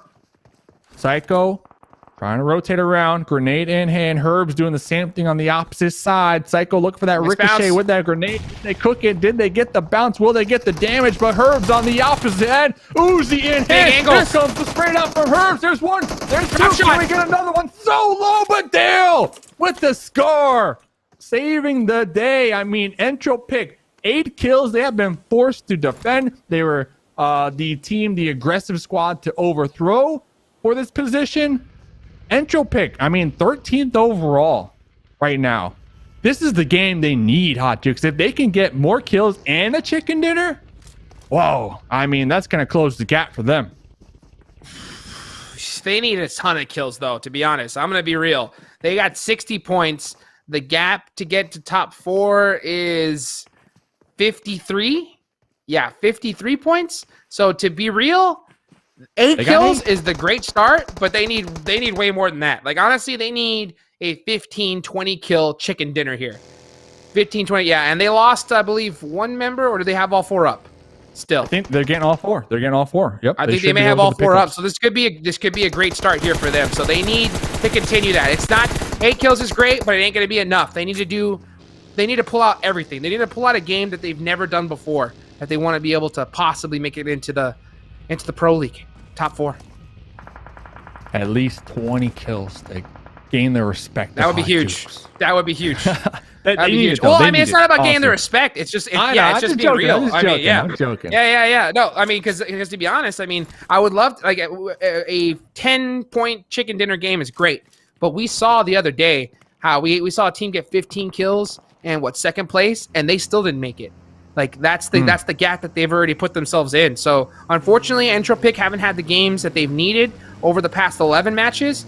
But here in match 12, this could be the bounce back game, but they need to do something special here. They need to show us something that we have not seen before in the PMCO EU West group stage finals here. Like they have to pop off. Oh, nice shots coming from Hate Gaming. I'm sorry, from 4 Romanian Men onto GSG. Nice tracking. Should be able to catch Untitled here, but the tracking just a little bit too far behind. Untitled from GSG is going to make it a little bit further up into what we like to call Wally World. See if he's going to be able to kind of hold it down. GSG right there too, with only 2 cars. And this is something that they're telling me that they want to work on. They want to work on rotating with 4 vehicles right there. And I believe that's exactly why it lessens the chance of getting knocked out in that rotate. As Hate Gaming, the team that I suggested would be the team to look at to get this chicken dinner this game. They need it. Shifu. Shifu's still alive. Shifu's on like 1 HP right there. Okay. Look at these nades just bouncing in back so hard. Yeah, Shifu's so lit, so low. Hate Gaming EU they still have their whole team up here. They're outside of zone, so they really need to start pressing this fight. But big trades from Lau. PSG Andalito getting a nice knock right here. That's a big shot. Gonna have to go ahead and shut it down against Slick. Can he do it? The trade not gonna be fast enough. Hate Gaming gonna get that finish. Now Fox has to come to save his entire squad. But look at Scrimfarms from all the way downtown, applying more pressure and stealing some kills away. But that's gonna be their first kill here in the last match. Yeah, if you're gonna push, you gotta commit the whole team. Fox showing up really late right there. I mean, thankfully for them, they're gonna be able to get a pickup on their squad mates, and at least they'll have a duo. But you have to assume if Fox is there from the get-go, they might not have lost anybody. Clown up here on the high ground on top of that little roof, just popping them tires, trying to take some shots. Dexter from 4 Romanian Men trying to do the same thing. I mean, if you are Hate Gaming EU, you got 3 dossiers to work with, but honestly, I don't know where you're going to go. You might want to rotate really ultra wide and just avoid all these shots. I mean, you have some information. There's a couple teams with eyes on you, so I would try to do everything in my power to just avoid sending it right through them. 12 teams to go this game. This is a change of pace. Usually around 17 minutes, we still have 16 teams if we had to look at the day's games, but we had a lot of fights early game here today on this final match. We're starting, but I think that's almost a trend. It almost seems to be, nice shots there from Dexter with that DP. It almost seems like a trend. It seems like in the last match of the day, we finally start seeing the aggression from these teams. I think they're finally warmed up and all those initial nerves are gone. And this is why I'm so nervous for a lot of these squads, is because they tend to not play like this until the last match. And guess what? For the teams that need a lot of points, they need to start playing like this tomorrow at game number 1. Game number 1, game number 2, and the rest of them out if they want to make it into the Pro League. So we'll see how this game is going to finish. Entropiq with a great start to this match. Need to have a massive match, though. 8 kills, not enough. They need way more than that if they want to be able to feel good going in tomorrow. Entropiq looking to equalize this game right now. Take out everybody. They got LakoNostra Power right in front of them with only 3. It looks like one of their squad mates did not join the final match. LakoNostra Power, 15th position coming into this game. A lot of terrain to work with, or we did have a lot of terrain to work with only 11 teams. Next circle goes up. Mansion right in the middle for Romanian Men. Another game where they have a solid position in the late game zones, and they know how to use it. They know how to use that advantage, but let's see. They're going to need to defend it as we start to see a lot of squads in vehicles already. They're going to be crashing that mansion. And you know what the problem is, Dave? Is like tomorrow there's going to be some teams that realize that they just don't have, they're not going to be able to make it.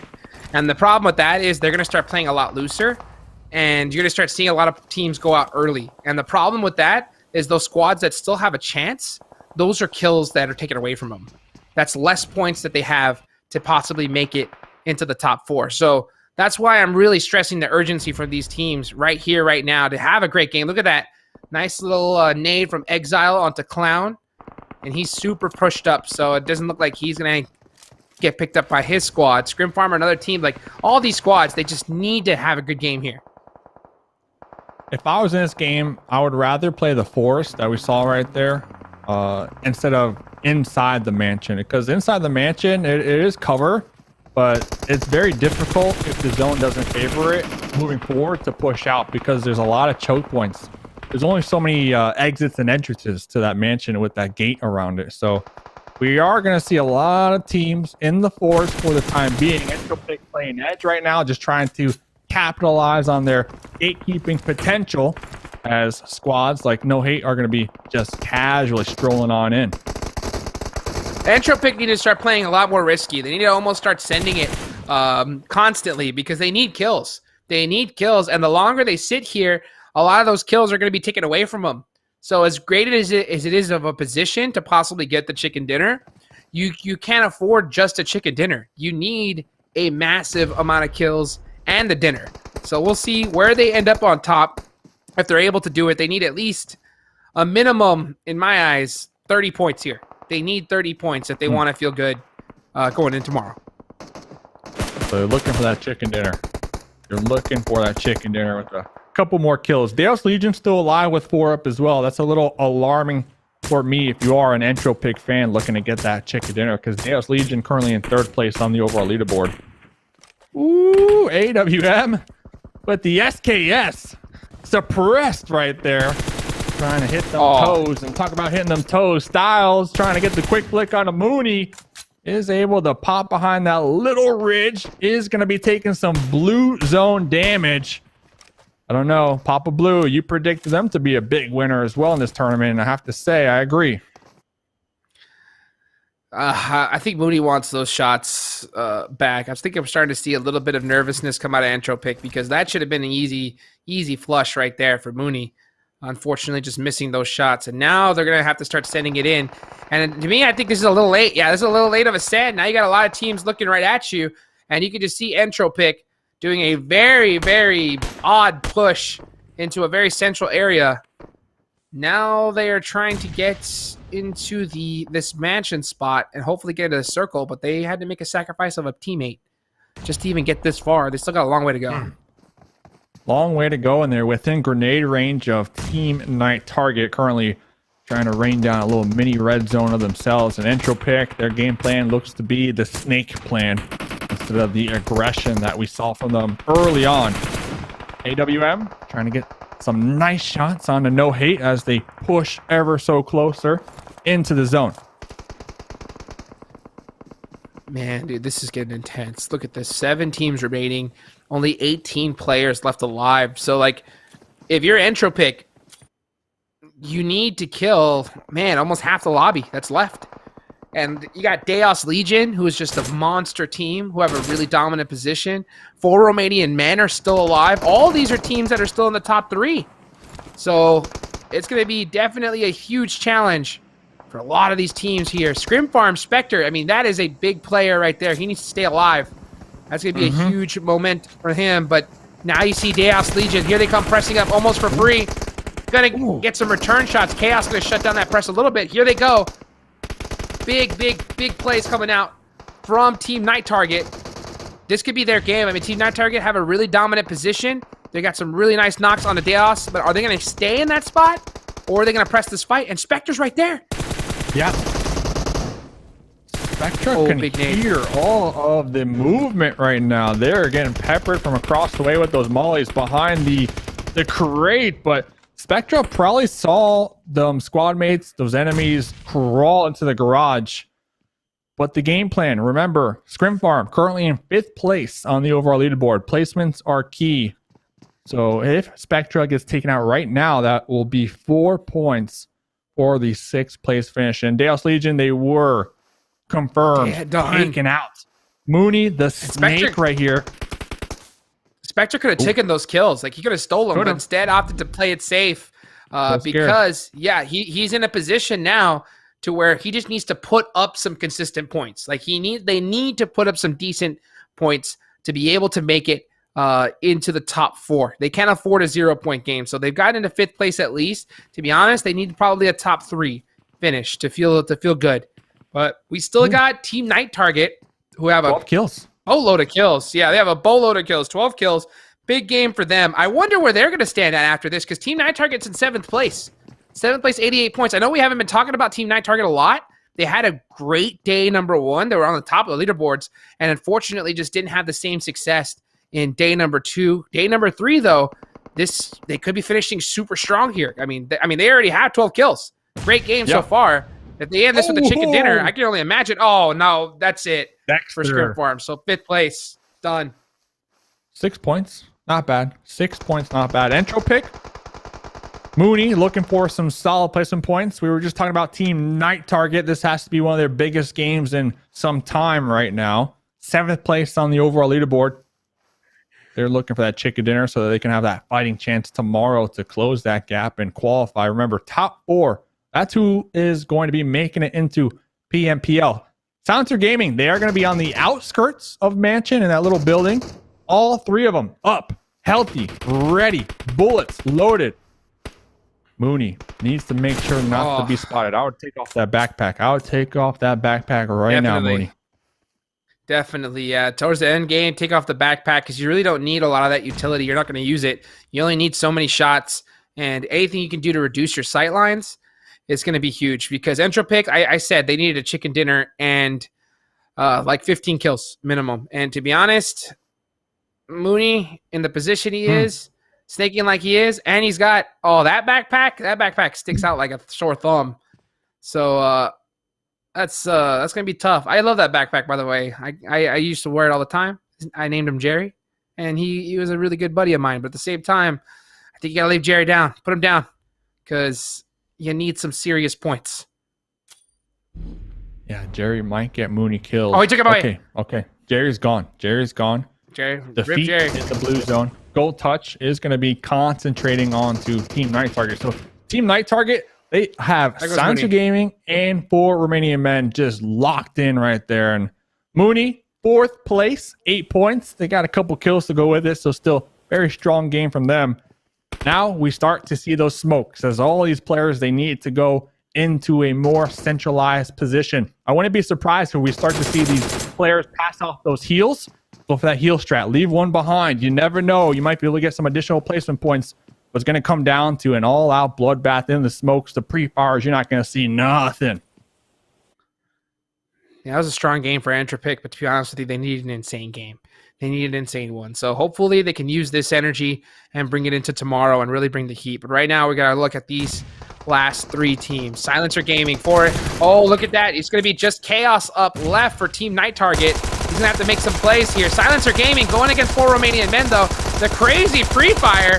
TXX will not let that Tommy gun go, and he's going to get shut down. A nice nade from Nasty. He's going to shut down Dexter, though. So a big battle between Silencer Gaming and 4 Romanian Men. Chaos, meanwhile, Chaos from Team Night Target, he's just waiting around the whole time. There goes 4 Romanian Men. So now it is a 1v2 situation due to them being knocked. They are going to probably go for the red, so maybe a 1v3. Man, Team Night Target have to make a crazy play. It's up to Chaos to really, really hold it down.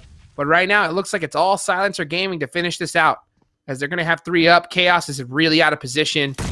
Only a matter of time. Yeah, here comes the push. Here comes the push. Gold Touch with the pre-fire.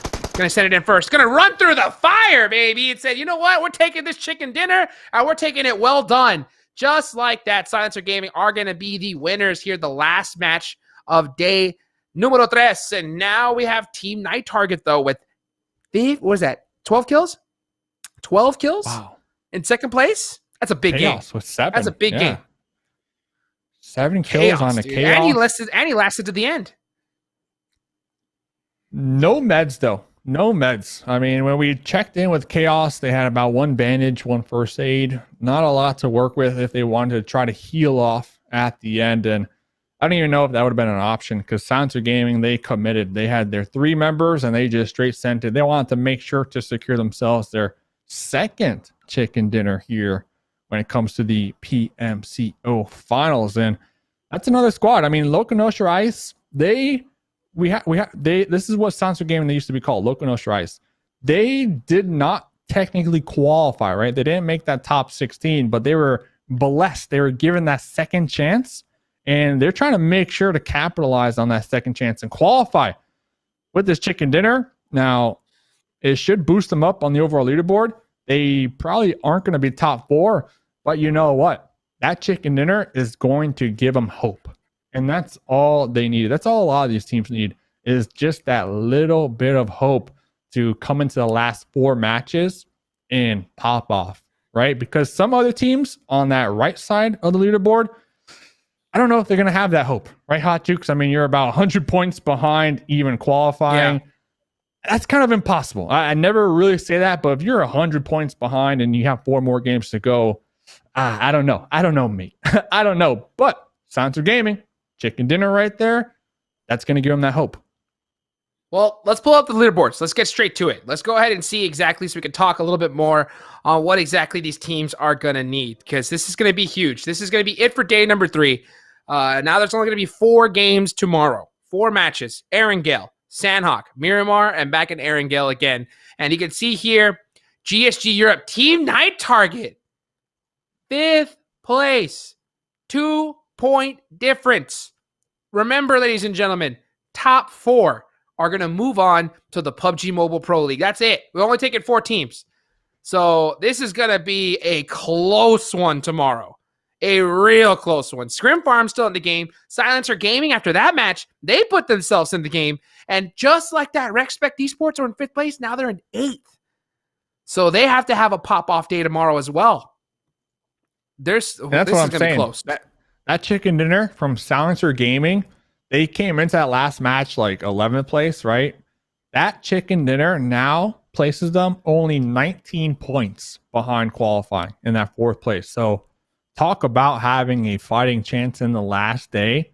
Silencer Gaming, they are looking at it, man. They are looking at it. Rexpect Esports sliding down. They slid down today. They started today, I think, in 5th place, and they held that 5th place for about 2 games. But then the last 2 matches of today, they didn't really have many points. They didn't really have consistent games. And I think we kind of attribute that to their 3-1 splits that they've been pulling off all day. So if you are a Rexpect Esports fan tomorrow, encourage them to play a little grouped up, encourage them. 4 strong all day long. It's going to give them a great shot at qualifying. Panda sliding down. Still no chicken dinner, though. Still no chicken dinner. I mean, look at the leaderboard. Crazy. 2 chicken dinners. 70 2 chicken kills. Dinners, 0 and 2. They have the most kills in the lobby. 70. They have 22 more kills than GSG Europe. And they have 2 chicken dinners. Nutty. So Panda has been popping off, man. It's only a matter of time, I think.